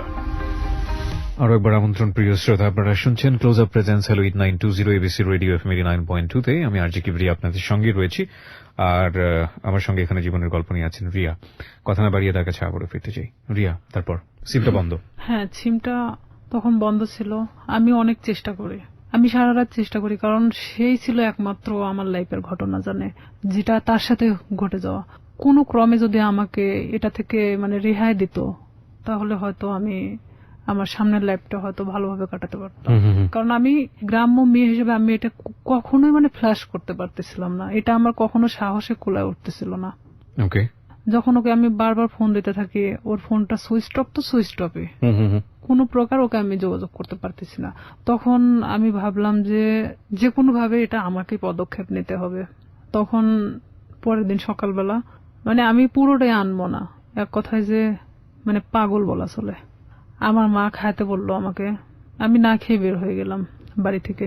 হসপিটালের সামনে বসে আছি, কিছু ডিসপেন্সারি আছে, সামনে বসে আছি। ওখানে বসে বসে ভাবতেছি যে আসলে কি করা যায়। ভাবলাম যে আচ্ছা, এটা আমি টেস্ট করাই নাই আগে, যে আসলে কি আমি প্রেগনেন্ট কিনা। অযথা এটা নিয়ে আমি কেন ভাবতেছি, নিজে পরীক্ষা করে দেখি। তো এখানে যে প্রেগন্যান্সি টেস্ট করানোর জন্য আপনার যে টেস্ট টিউব যে কাঠিগুলো পাওয়া যায়, ভাবতেছি যে আমি দোকানে কিনতে গেলে তারা ইভেন কি ভাববে, আমি একটা অবিবাহিত মেয়ে, তো সেখানে আমি কেনই বা ওটা চাইতে যাব। আর যেহেতু আমার এলাকার লোক সবাই, তো সেখানে আমি গিয়ে বলতেছি দোকানদারকে, এমন ভাবে বলতেছি যে ওটা আসলে আমার না। তখন আমি বলতেছি, আঙ্কেল একটা ওই টেস্ট টিউব ওই কাঠিগুলো দেন তো। তো বলতেছে কার জন্য? তো বললাম আমার এক চাচির জন্য। বলতেছে একটু তাড়াতাড়ি দেন। মানে এমন আমি উৎসাহী দেখাচ্ছিলাম যে আমি আসলে এটার প্রতি কোনো চিন্তা করতেছি না, জাস্ট আমাকে কেউ কিনতে দিছে এরকম ভাব। তো আমি ওটা নিয়ে বাড়ি চলে আসি। বাড়িতে আসার পরে আমি বাথরুমে গিয়ে আমি টেস্ট করাই। টেস্ট করানোর পরে দেখি যে হ্যাঁ আমি প্রেগনেন্ট। আমি মানে নিশ্চিন্ত সেখানে, পরে মানে আমি আর উঠে দাঁড়াতে পারতেছি না। যতটা মানে এটা নিয়ে নিশ্চিন্ত হচ্ছি, এতটা মানে আমি নিজে থেকে মানে নর্মাল হয়ে পড়তেছি। যেহেতু আমি এটা নিশ্চিত হতে পারছি, এখন এটাকে কিভাবে সমাধান করতে হবে সেটা ঠিক আমাকেই করতে হবে। আমি যে দোকান থেকে ওটা নিছি, তো ওই দোকানে গিয়ে আমি বললাম যে আঙ্কেল, মানে যার জন্য কাঠিটা নেওয়া হয়েছিল আমার সে চাচি হয়, তো ওনার তো 1 বছরে একটা বাচ্চা আছে। তো আসলে এটা সত্যি যে আমাদের চাচিমার 1 বছরে একটা বাচ্চা ছিল। আমি বলতেছি ওনার তো 1 বছরে একটা বাচ্চা আছে, তো উনি আবার তো প্রেগনেন্ট, তো উনি এটাকে অ্যাবর্শন করাতে চাচ্ছে। তো বলতেছে কয় মাস? তো বললাম যে সঠিক তো আমি জানি না। তো বলতেছে যে তুমি শুনে আসিও, তাহলে সেই অনুযায়ী মানে বলা যাবে। তো আমি সেই মুহূর্তের জন্য ভাবলাম যে আসলে এটা আমার একদিন ওয়েট করাটা উচিত, যেহেতু এখানে পুরোটা আমি নিজেকে এড়ানোর চেষ্টা করতেছি। পরের দিন সকালে আবার যাই, যাওয়ার পরে বলতেছি যে আমার কাছে বলা হয়েছে 1.5 মাস। তো বলতেছে যে 1.5 মাস হলে আসলে তো আসলে এইভাবে তো এগুলো খুব সেন্সিটিভ একটা জিনিস, অনেক রিস্কি হয়ে যায়। তো থাক না, 1 বছরে যেহেতু বাচ্চা আছে এটা থেকে যাক, সমস্যা কি? তা আমি বলতেছি আসলে আমার চাচাও তো খুব একটা ভালো দেখে না, তো ওই ক্ষেত্রে আসলে চাচি চাচ্ছে না যে বাচ্চাটা রাখুক। তো এখানে আমি বলতেছি না, আসলে আমাকে তো খুব জোর করে বলছে যে বাচ্চাটা সে রাখবেই না। তো সেখানে যদি আপনি পারতেন ওষুধটা দিলে উপকার হতো। তো আমি আসলে সেভাবে উৎসাহ দেখাচ্ছি না, কারণ এখানে দেখাতে গেলে দেখা যায় যে নিজেরটা একটু মানে বেশিটা বাড়ায় আসে। তখন আমি 2-3 বার রিকোয়েস্ট করার পরে তো বলতেছে যে আসলে এটা তো কোনো খুব হাই রিস্ক, তো প্রেগন্যান্সি থেকে থাকে তাহলে কি উনি নিশ্চিন্ত? তো বললাম হ্যাঁ নিশ্চিত যে প্রেগন্যান্ট উনি। ওষুধ আমাকে দিল, দেওয়ার পর বলতেছে এই ওষুধগুলো ওনাকে 4টা ওষুধই একসাথে খেতে বলবেন, 12 ঘন্টার মধ্যে এটা অ্যাবর্শন হয়ে যাবে, কিন্তু ব্লিডিং হতে থাকবে। এটা কিন্তু ওনাকে এই ব্লিডিংটা নিয়ন্ত্রণ করার জন্য তাকে কিন্তু ট্রিটমেন্ট নিতে হবে। আমাকে এই কথা বললো। আমার চিন্তা যে আমি খাওয়ার পরে যদি অ্যাবর্শন হয়ে যায় তারপর আমি মারা গেলে যাক, বাঁচি মরি ওটার কোনো সমস্যা নেই। হ্যাঁ, আমি তখন চিন্তা করতেছি যে যেটাই হোক না কেন আমি যে কোনো ভাবে বোঝাতে পারবো তাদেরকে যেটা আমার নর্মালি এটা আমার হয়ে গেছে। তখন আমি বাড়িতে চলে আসি। বাড়িতে আসার পরে আমি এই জিনিসটা রাত্রেবেলা খাই। খাওয়ার পরে আমার ঠিক রাত 12টা 12:30টার দিকে আমার পেটে অনেক পেন করে, অনেক ব্যথা করতেছিল। আমি কিছুতে মানে ঠিক থাকতে পারতেছিলাম না। এদিকে আমি তো আমার একা এক রুমে থাকি, আমি অনেক কান্নাও করতেছিলাম, কিন্তু কারোকে আমি বুঝতে দিচ্ছিলাম না তাহলে কতটা কষ্ট পাচ্ছিলাম ওই মুহূর্তের জন্য। তারপরেও আমি বারবার শামীমের ফোন লাগাচ্ছিলাম যে এখনো যদি ওকে আমি ফোনে পাই। ওকে আমি কোনো মতে ফোনে পাচ্ছিলাম না। ওকে ফোনে দিয়ে আপনি কি করবেন? ওকে তো আপনি লাভও করতেন না। আমার রাগ হচ্ছিল প্রচন্ড, যার কারণে আমি ওরে ফোন দিচ্ছিলাম। পরে এভাবে যখন রাত 12টা 12:30টার দিকে আমি বুঝতে পারি যে হয়তো আমার ইয়াটা হয়ে গেছে, তখন আস্তে আস্তে আমার ব্যথাটা কমে আসছিল। আমি যখন বিছানা থেকে উঠে দাঁড়াইছি আমার পুরো এতটাই ব্লিডিং হয়েছে যে বলা চলে যে অনেকটা, কথা বলতে পারতেছি না। পাশের রুমে আমার বড় বোন থাকতো, তো আমার বড় বোনকে একবার ডাক দিলাম, তারা তো গভীর ঘুমে আছে। 2-3 বার ডাক দেওয়ার পরে শোনার পর বলতেছি কি হয়েছে? তো বললাম আমি না খুব অসুস্থ। তা আমি শুধু দরজাটা খুলে দিয়ে চলে আসলাম। আচ্ছা, আমি মানে কোনো মতে ঠিক থাকতে পারতেছি না, মানে আমার পেটের ব্যথাটা নাই, বাট এত পরিমাণ ব্লিডিং হচ্ছে যে আমার শরীর থেকে বলা চলে যে সব রক্ত বের হয়ে গেছে। পরে আমার বড় বোন, ও তো তখন প্রেগনেন্ট ছিল, পুরো প্রেগনেন্ট, তখন বাচ্চা হওয়ার জন্য আমাদের বাড়িতে আসছিল। আমার যে ব্লিডিং হচ্ছে মানে এটা তো অনেক নার্ভাস ছিল যে কেন এটা হলো। তখন ও দৌড়ে গিয়ে মাকে ডাকে, মায়ের রুম থেকে মা উঠে আসে, আমার বাবা উঠে আসে, আমার ভাইও আসে। তখন আসে বলতেছে হঠাৎ এরকম কেন হলো। তো এখানে আমি বললাম আমি জানি না, আমি তো ঘুমাচ্ছিলাম, হঠাৎ আমি এটা মনে হলো যে আমি বাথরুমে যাব, তো ওঠার পরে দেখি যে এই অবস্থা, কিন্তু কেন হয়েছে আমি বলতে পারি না। এই বলার পরে মানে আমি অনেক মানে থরথরে কাঁপতেছিলাম, কারণ আমার শরীরে কোনো রক্ত নাই। তখন আমি মানে আমার মৃত্যুর 1 সেকেন্ড আগে আমি কারোর কাছে ছোট হতে চাচ্ছি না। যে আমি কখনোই যে আমি যে রেপ হয়েছি এই কথাটা আমি কাউকে বলতে চাচ্ছি না, কোনো মতেই না। তখন আমার বড় চাচি আসে, আসার পরে সে বলতেছে যে ওর তো যেভাবে ব্লিডিং হচ্ছে তাতে তো ওকে বাঁচায় রাখা কঠিন হয়ে যাবে। তো আমার মা তো ডিম সিদ্ধ দিল, যে ডিম তো একটা শক্তিশালী জিনিস, দুধ ডিম আমারে খাওয়ানোর চেষ্টা করলো। তো আমি ওই মুহূর্তের জন্য খাইলাম, কারণ ওই মুহূর্তে আর আমার রুচিতে সমস্যা ছিল না। মানে আমার যে একটা খাবার প্রবলেম ছিল, এই প্রবলেমটা তখন ছিল না। পরে আমাকে তো হসপিটালে নিয়ে যাইতে চাইলো, কিন্তু আমি কোনো মতে হসপিটালে যাচ্ছি না। যে আমি যদি হসপিটালে যাই, আর ওই যে ডাক্তারের থেকে আমি ওষুধটা নিয়ে আসছি, ডাক্তার বলতে ডিসপেন্সারি থেকে, সেই ডিসপেন্সারিটা ছিল ঠিক হসপিটালের গেটের সামনেই। আমার কথা আমার মৃত্যু হয়ে যাক, কিন্তু আমি কখনোই হসপিটালে যাব না। আমি এক কথায় আমার মাকে বোঝাচ্ছিলাম যে না, ওখানে গেলে আমাকে ইনজেকশন দিবে। আমি মানে ওর সিরিঞ্জকে খুব ভয় পেতাম ছোট থেকেই। মা বলতে কি আমার সবাই জানতো যে আমি সিরিঞ্জ অনেক ভয় পাই। আমি বলতেছি না, ওখানে গেলে ডাক্তার আমাকে ধরে ইনজেকশন দিবে, আমি থাকতে পারবো না, আমি মারা যাবো। তার চেয়ে বরঞ্চ আমি এখানে মারা যাই। আমি কিছুতেই মানে হসপিটালে যেতে ইচ্ছুক না। পরে এর মধ্যে এক ডাক্তারকে নিয়ে আসা হলো, আমার বাবা গিয়ে নিয়ে আসলো। নিয়ে আসার পরে এখনো কিছু বলে নাই যে সেই দিন কি বুঝতে পারছিল কিনা যে আমি কি করছি। সে বলতেছে এটা হঠাৎ করে হওয়ার তো কোনো মানেই হয় না, এটা আসলে টেস্ট করানো দরকার। তখন আমি বলতেছি না, আমি টেস্ট করাবো না। তো বলতেছে কেন? আমি বলতেছি যে আচ্ছা, এটা সিম্পল একটা জিনিস, দেখবা কাল ঠিক হয়ে গেছে। তখন আমার মা বলতেছে তোর প্রবলেমটা কি, তুই কেন এগুলোকে টেস্ট করাতে চাচ্ছিস না? তাই আমি বলছি হ্যাঁ ঠিক আছে, টেস্ট করাবো, কিন্তু আমাকে যদি কোনো ওষুধ দেয় আমি খাবো, কিন্তু আমাকে যদি কোনো ইনজেকশন দেওয়া হয় আমি কিন্তু নিব না। মানে তাদেরকে আমি শুধু ইনজেকশনের ভয়টা দেখাচ্ছিলাম। তো বলতেছে আচ্ছা ঠিক আছে। তো এর মধ্যে ওই ডাক্তার যে ব্লিডিং কমানোর জন্য যে ওষুধটা দিয়ে গেছে, এটাতেই আমার অনেকটা কাজ হয়েছে। মানে আমি সকালে ঘুম থেকে উঠে দেখি বলা চলে যে আমার ব্লিডিং নাই, মানে আমার কোনো ব্লাড বের হচ্ছে না। তখন আমি মাকে বললাম, মা আমার তো আর কোনো সমস্যা হচ্ছে না, তো আমার তো আর হসপিটালে যাওয়ার দরকার নেই। তো মা বলতেছে যে তাহলে তো ভালো হয়ে যাচ্ছিস, তাহলে এ ওষুধই খা। তো আমি ওইভাবেই প্রায় 1 মাসের মতো আমি অনেকটা অসুস্থ ছিলাম, মানে উঠে দাঁড়াতে পারতাম না, বসতে পারতাম না।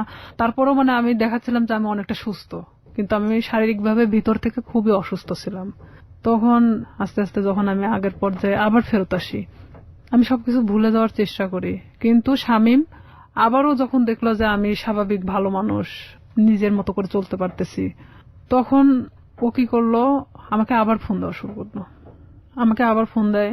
আমি তখন এক ধরনের অনেক বকাবাজি করি, তুই আমাকে কখনো ফোন দিবি না। তখন আমি ওকে তুই তুকারি করে কথা বলতাম যে তুই আমাকে কখনো ফোন দিবি না, আর যদি ফোন দিস আমি এই বিষয়গুলো কিন্তু সবাইকে বলে দেবো। তখন ও বলে কি যে তুই কি বলবি, তোর যে ভিডিও আছে আমার কাছে এটা তুই জানিস। আমাকে ঠিক এইভাবে বলা হয় যে সেদিনকার ঘটনা যে আমার কাছে ভিডিও আছে আমার ফোনে, তুই কি এটা জানিস? আমি মানে ক্রমশ মানে নিজের সাথে মানে যুদ্ধ করতেছি মনে হচ্ছে আমার মধ্যে একটা গেরিলা যুদ্ধ শুরু হয়েছে। তখন আমি অনেকটা শর্ট হয়ে যাই যে আসলে এটা কি হচ্ছে, আমি কি একটা করে সমস্যা আমি এভাবে সমাধান করবো আর একটা করে সমস্যা আমার সামনে এসে দাঁড়াবে? আমি ওকে বলি যে শামীম, এটার বিনিময়ে তুমি কি চাও? আমাকে ভিডিওটা দিয়ে দিতে হবে। তো বলতেছে তার বিনিময়ে আমি যখন যেভাবে চাইবো তখন তোকে সেইভাবে আসতে হবে। আমি বলি এটা অসম্ভব, কারণ আমি যখন অনেকটা কষ্টের মধ্যে ছিলাম, প্রেগনেন্ট ছিলাম, তখন একটা বারের জন্য আমার পাশে এসে দাঁড়াও নাই। আমি এই জিনিসটাকে কিভাবে সমাধান করছি পুরোটা আমার নিজের মতো করে। সেখানে যদি একবারের জন্য ফ্ল্যাশ হতো তখন কি হতো? আসলে এখানে মূল উদ্দেশ্য আরেকটা ছিল যে ওকে না পছন্দ করার। ওর অনেক মেয়ের সাথে সম্পর্ক ছিল, যেটা আমি জানতাম, আমার ভাই অনেক সময় গল্প করতো, যার কারণে ওকে আমি অ্যাকসেপ্ট করতাম না। তাছাড়া এত কিছুর মাঝখানে আমি ওকে অ্যাকসেপ্ট করাটাই স্বাভাবিক ছিল, কিন্তু আমি ওর ঘটনা জানতাম যে ও এরকমই মানুষের সাথে করে, যার কারণে আমি ওকে পছন্দ করতাম না। তখন ও বলে কি, তুই যদি কালকে সকালে আমার বাসায় না আসিস আমি তাহলে তো কিন্তু এই ভিডিওটা দেখবি যে কালকে বিকেলবেলা সবার হাতে চলে গেছে। আমি একবার ভাবতেছিলাম যে আমি কি আমার ফ্যামিলিকে কথাটা জানাবো, আবার এটাও ভাবতেছিলাম যে এটা কিভাবে সম্ভব আমি এই কথাগুলো তাদেরকে বলবো। আর আমার লাইফে তো আমার অনেক বড় হওয়ার দরকার, যেখানে আমি থেমে যাবো এখানেই। হয়তো আমার পড়াশোনা হবে না, হয়তো মানুষ আমাকে নিয়ে বিভিন্ন ধরনের কথা বলবে। আমি কিভাবে সম্ভব যে আমি সামনের দিকে আগাবো? তখন সবকিছু নিজেকে যেভাবেই হোক না কেন আমি বলি যে হ্যাঁ আমি তোমার কথা শুনবো, কিন্তু আমাকে ভিডিওটা দিয়ে দিতে হবে, কিন্তু কোনো কপি রাখা যাবে না। তো আমাকে বলে যে ঠিক আছে আমি দিয়ে দিব, কিন্তু কিছুদিন পর, আগে দেখি যে তোমার মতিগতিটা কি। তখন নেক্সট টাইম আমি ওর বাসাতে আরেকবার যাই। যাওয়ার পরে তখন আমি বিভিন্ন কৌশলে চেষ্টা করি ওর থেকে ভিডিও, আমি ওকে বোঝাতে চাই যে আসলে এক পর্যায়ে ওকে আমি পছন্দ করে ফেলছি। তখন ওকে আমি এভাবে বলি যে ঠিক আছে ভিডিওটা আমাকে দেখাও, আমি নিব না, বাট আমাকে দেখাও, প্রয়োজন হলে তুমি আরো ভিডিও করো, সমস্যা নেই, কারণ এখন আমি তোমাকে পছন্দ করি। আমি তাকে ঠিক এভাবে বোঝাচ্ছিলাম যে আমি ভিডিওটা যে কোনো কৌশলে নিতে চাচ্ছিলাম। তখন এক পর্যায়ে ওর বাসাতে আমি 2 থেকে 3 বার যখন যাই, যাওয়ার পরে ওর এক ধরনের হয়তো বিশ্বাস হয়ে যায় যে আমি হয়তো তাকে পছন্দ করি এখন। তখন সে কি করে, ভিডিওটা একদিন আমাকে দেখাচ্ছিল, মানে তো সেদিন ওর বাসাতে ওর মা আছে, কিন্তু আমি পিছন দরজা দিয়ে ঢুকছি, আমাকে কখনো ভিতরে কথা বলতে দিত না। তো ভিডিওটা যখন আমি দেখছিলাম, ওর মা তখন মানে রুমে নক করতেছিল, তখন ও আমাকে বলে কি যে তুমি ওই পাশে ওয়ার্ডরোবের ওই পাশে দাঁড়াও, আমি দরজাটা খুলি। তখন ও ঠিক দরজাটা খুলে ওর মার সাথে কথা বলে, ও ফোনটা আমার কাছে রেখে চলে যায়। ওর মার সাথে যখন কথা বলতেছিল তখন আমি ফোন থেকে আমার মেমোরি কার্ডটা বের করে নেই, ও তখন আমি বুঝতে দেই নাই, কিন্তু আমি জানতাম না যে ও সেটা কপি করে অন্য কোথাও রাখছে। মানে এটা যে শুধু ওর কাছে একটা না, কপি করে অন্যান্য জায়গাতে বসে হ্যাঁ রেখেছে। অন্য অন্য ওর মেমোরি কার্ডেও ছিল। কত সালের ঘটনা এটা আপনারা? এটা ওই 2007-এর শেষে 8-এর দিকে। 2007 কিংবা 8 আমি যতদূর জানি যে আইসিটি যে নিয়ম নীতি বা আইন বা অ্যাক্ট সেগুলো কিন্তু হয়নি। হ্যাঁ, আইন সম্পর্কে অতটা আমার ধারণা ছিল না। আর আমি তো অনেক ছোট ছিলাম তখন, সাথে তখন আমি 8-এ পড়ি। রাইট, ওকে। কপিটা নিয়ে আসার পরে ও তখন যখন মানে ফোনটা দেখছে যে ওর ফোনে মেমোরি কার্ড নাই, তখন আমি চলে আসার পরে দেখছে যে ওর ফোনে মেমোরি কার্ড নাই, তখন আমারে বলতেছে যে তুমি কি মনে করো নিজেকে খুব চালাক, আমাকে এভাবে বলতেছে। আমি বললাম কেন? তো বলতেছে যে তুমি মেমোরি কার্ডটা খুলে নিয়ে গেছো। আমি বললাম যে আমি তখন ঠিক এভাবেই বলি আমি এটার অপেক্ষাতেই ছিলাম। তো বলতেছে তুমি তোমার ধারণা কি করে হলো যে আমার কাছে একটা থাকবে, আমি যেটা তোমাকে দেখাচ্ছিলাম সেটা কপি ছিল, আমাকে এভাবে বললো। ও কি সত্যি সত্যি ভিডিওটা করেছিল? হ্যাঁ ছিল। ওকে। তারপরে আমি ওটা নিশ্চিন্ত হওয়ার জন্য দেখলাম, এই মেমোরি কার্ডটা আমার ফোনে তুললাম, তুলে দেখি যে হ্যাঁ সেই দিনের যে ধস্তাধস্তি ঘটনাটা ছিল সেটাও পুরোটাই ওর প্ল্যান মাফিক ছিল। ওকে। তখন ওর ফোনটা যে ওর ওয়ার্ড্রোপের উপর মানে ভিডিও হচ্ছে এটা আপনি জানতেন? এটা আমি জানতাম না তখনকার জন্য। তখন আমি যখন মেমোরি কার্ডটা বাথরুমের মধ্যে ফেলে দেওয়ার পর আমি ভাবি যে এটা নিশ্চিন্তে শেষ, কিন্তু যখন আমাকে ফোন দিয়ে কথাগুলো বলা হয় যে তুই কি জানিস যে এটার আর একটা কপি আছে, তখন আমি না অনেকটা আবার হয়ে যায় যে আমি এখন এর প্রতি আবার কিভাবে বিশ্বাস ধরাবো। আর না হলে তো সে আমাকে এইভাবেই ব্যবহার করতে থাকবে সারাটা জীবন। কারণ তখন আমি বলতাম যে তাহলে তুমি আমাকে বিয়ে করো, যেহেতু তোমার আমাকে দরকার, তাহলে তো আমি তোমাকে ছেড়ে চলে যাচ্ছি না। দেখুন, একটা মানুষ তার সামাজিক সম্মান বাঁচানোর জন্য কত বড় কত ভয়াবহ রকমের রিস্ক নেয়, অথচ আমরা একটা মানুষের সুযোগ পেলেই তার সামাজিক সম্মানকে জেনে না জেনে কিভাবে ক্ষতিগ্রস্ত করি। আমরা ফিরে আসবো প্রিয় শ্রোতা, মাত্র 4 মিনিটের বিরতি নিচ্ছি। 4 মিনিট পরে এই জীবন গল্পে আবারও ফিরছি, আশা করছি আমাদের সাথেই থাকবেন। Close Up presents Hello 8920. Close Up. The closer, the better. Close Up presents Hello 8920. Close Up. The closer, the better. 4 minute পর আরো একবার আমন্ত্রণ প্রিয় শ্রোতা, আপনাদের সবাইকে বলছি আপনারা শুনছেন ক্লোজ আপ প্রেজেন্স হ্যালো 8920 এবং যে অ্যানাউন্সমেন্ট আপনাদেরকে দিতে চাই, যাহা বলিব সত্য বলিব অনুষ্ঠানটি এই প্রথম একটি এক্সক্লুসিভ বই বাজারে এনেছে 10টি গল্প নিয়ে, এবং বাজারে আনেনি, ইনফ্যাক্ট আনবে।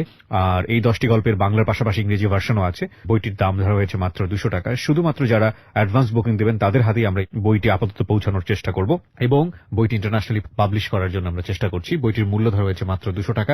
আপনি যদি বইটি সংগ্রহ করতে চান তাহলে দ্রুত আপনাকে ফোন দিতে হবে রকমারি.com এর 16297 এই নম্বরে। আমি আবারও বলছি 16297 এই নম্বরে।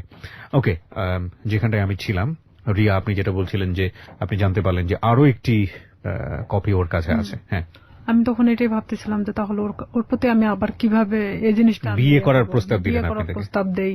তখন ওই রকম বলে যে না আমি পড়াশোনা করতেছি, তো এখন তো বিয়ে করা সম্ভব না, ফ্যামিলি থেকেও তো এখন বিয়ে দিবে না, বিয়ে করার দরকার নেই, তাহলে আমাকে কিসের দরকার, আমরা এভাবে সম্পর্ক চালায় যাই, সময় হলে বিয়ে করে নিব, এই কথা বলে। আমি বলি না, এটাতে আমি থাকতে পারবো না এভাবে, কারণ তুমি যখন চাইবা তখন আমি যাব, আর এভাবে আমারও তো একটা জীবন, আমি না কোনো সময় তো ধরা পড়ে যেতে পারি, আমার পড়াশোনা আছে। তখনও বলতেছে যে তুমি তোমার মতো চলবা, জাস্ট মাঝে মধ্যে আমার সাথে দেখা করবা। আমি তখন রাজি হই না, যে তাহলে আমাকে ছেড়ে দাও এখান থেকে। তো ও বলে কি যে তুই যদি এখান থেকে বের হওয়ার চেষ্টা করিস তাহলে একটাই কথা বলবো, তোর ছোট বোন আছে, তার সাথেও ঠিক একই ঘটনা ঘটবে। আমার যে ছোট। তখনও কি ওই শামীম কি আপনার বড় ভাইয়ের ফ্রেন্ড হিসেবেই আছে? হ্যাঁ, তখনও আছে। তো আমার ফ্যামিলি তো তখনও জানতো না যে তার সাথে আমার সম্পর্ক এরকম চলতেছে। ওকে, তখন ঠিক 1 বছরের মাথায় এসে আমার ফ্যামিলি জানা যায়। যে ওর কিভাবে সাথে- জানে? কি জানে? কিভাবে জানলো মানে আমি যে ফোনে কথা বলতাম, শামীমের নাম্বারটা আমার ফোনে অন্য নামে সেভ করা ছিল, একটা মেয়ে নামে সেভ করা ছিল, মেয়েদের নামে। আমি ফোনটা রেখে গোসল করতে যাই, আমাদের তো বাড়িটা নদীর পাশে, তো নদীতে গোসল করতে যাই, তখন আমার বড় বোন ফোনটা দেখতে দেখতে ওই শামীমের নাম্বারটা মানে সে দেখে ভাবে যে এই নাম্বারটা সম্ভবত আমার ভাইয়ের ফোনেও দেখছে। আচ্ছা, তখন আমার বোন এই নাম্বারটা নিয়ে এসে তার সাথে মানে অ্যাড করে। ওকে, আর এই নাম্বারটা এখানে একটা মেয়েদের নামে সেভ করা, তার মানেটা কি? তখন আমার বোনের মানে অলরেডি বাচ্চা হয়ে গেছে, 7 দিন না 8 দিন বয়স। তো সেখানে ও যখন ভাইয়ের সাথে ডিসকাস করে এই বিষয়টা নিয়ে যে এই নাম্বারটা কার, তখন দেখছে যে এটা শামীমের নাম্বার।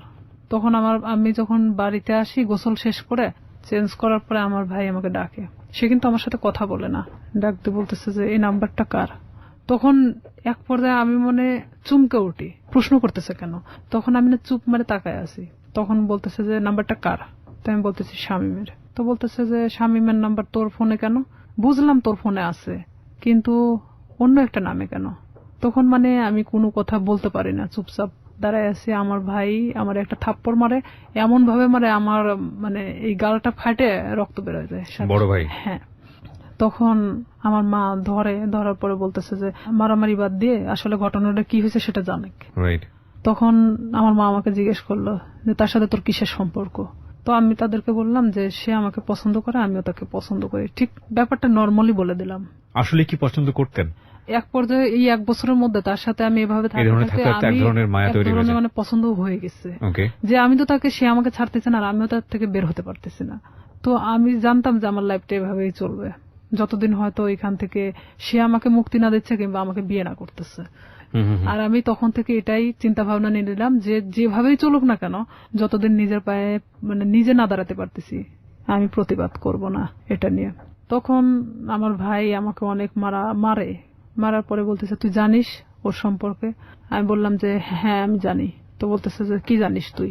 তো বলতেছি যে ও যে অনেক মেয়ের সাথে সম্পর্ক ছিল কিন্তু এখন তো নাই, ও আমাকে সবকিছুই বলছে। তো বলতেছে যে ওর যে এখনো রীতা নামে একটা মেয়ের সাথে সম্পর্ক আছে তুই জানিস? তা আমি বললাম যে হ্যাঁ আমি জানি, আমি কিন্তু কিছুই জানি না, তারপর আমি স্বীকার করতেছি যে হ্যাঁ জানি। তো বলতেছে যে তোকে কি বলছে? তাই আমি বললাম যে হ্যাঁ তার সাথে নাকি সম্পর্ক ছিল এখন নাই। তো বলতেছে ও যে গত পরশুদিনও আমার সাথে গিয়ে দেখা করে আসলো রীতার সাথে, তোকে এই কথাটা বলছে? আমার ভাই কিন্তু নর্মালি আমাকে এভাবে জিজ্ঞেস করতেছে। তাই আমি বলতেছি হ্যাঁ আমাকে বলছে। তো আমি আসলে তাদের মধ্যে তাল পাকায় দিচ্ছিলাম এরকম যে শামীম যদি আমাকে বলে থাকে তাহলে রীতার সাথে কেন সম্পর্ক? তাহলে শামীম আমার সাথে তাহলে এ ধরনের কি ধরনের খেলা খেলতেছে? তখন আমার ভাই বলে যে তুই আরো একটা বিষয় শুনে রাখ, শামীমের সাথে তুই সম্পর্ক রাখিস না, যতই আমি তোকে মারধর করে যাই করি না কেন, তারপরেও তুই আমার বোন, ও আমাকে মারার জন্য তোকে বেছে নিছে। আমি বললাম কেন? তো বলতেছে যে একটা বিষয় নিয়ে ওর সাথে আমার গন্ডগোল হয়েছে, যার কারণে ও আমাকে এমন ভাবে মারতে চাচ্ছে যেটা মৃত মানুষের চেয়েও অন্যরকম একটা ইয়া। তো এখন আমি বলতেছি যে হ্যাঁ সেটা বিষয় আমি জানি, মানে এক কথায় আমি সবকিছু স্বীকার করতেছি যে আমি জানি। তখন এক পর্যায়ে আমি শুয়ে শুয়ে এটা ভাবতে থাকি যে আসলে আমার ভাইয়ের সাথে কি ঘটছে তারা। তখন আমি শামীমরে ফোন লাগাই বলি শামীম ভাইয়ের সাথে তোমার প্রবলেমটা কি? তো বলতেছে কি না তো কোনো প্রবলেম নাই। তাই আমি বললাম যে ভাই তো তোমার আমার বিষয় জানে গেছে, তো এইখানে এখন আমার মনে হয় যে বলে দেওয়াটা উচিত সবকিছু।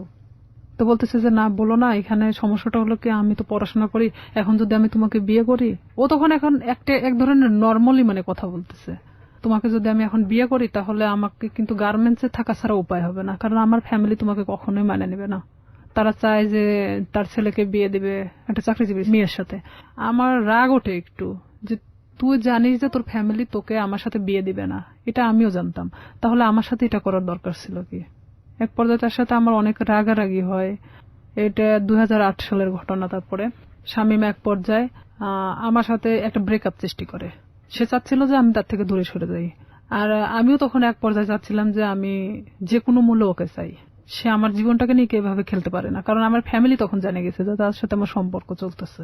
তখন এক পর্যায়ে আমি আমার ফ্যামিলির সাথেও যুদ্ধ করি, আর এদিকে ও আমাকে কিন্তু যতটাই ভালোবাসুক না কেন আমার ফ্যামিলি থেকেও দূরে সরায় দিছে। দেখা যাচ্ছে আমার ফ্যামিলির বিষয়ে অনেক কথা বলে যে তোমার ভাই আমার থেকে দূরে সরানোর জন্য তোমাকে এই ধরনের হয়তো খারাপ কথা বলে আমার সম্পর্কে। তো আমি দেখতাম যে অবশ্যই আমার ভালোবাসার সম্পর্ক ফাটল ধরানোর জন্য তারা হয়তো এই ধরনের তার খারাপ বিষয়গুলো তুলে ধরে। তো এক পর্যায়ে আমার ফ্যামিলির সাথে কথা বলা বন্ধ করে দেই আমি।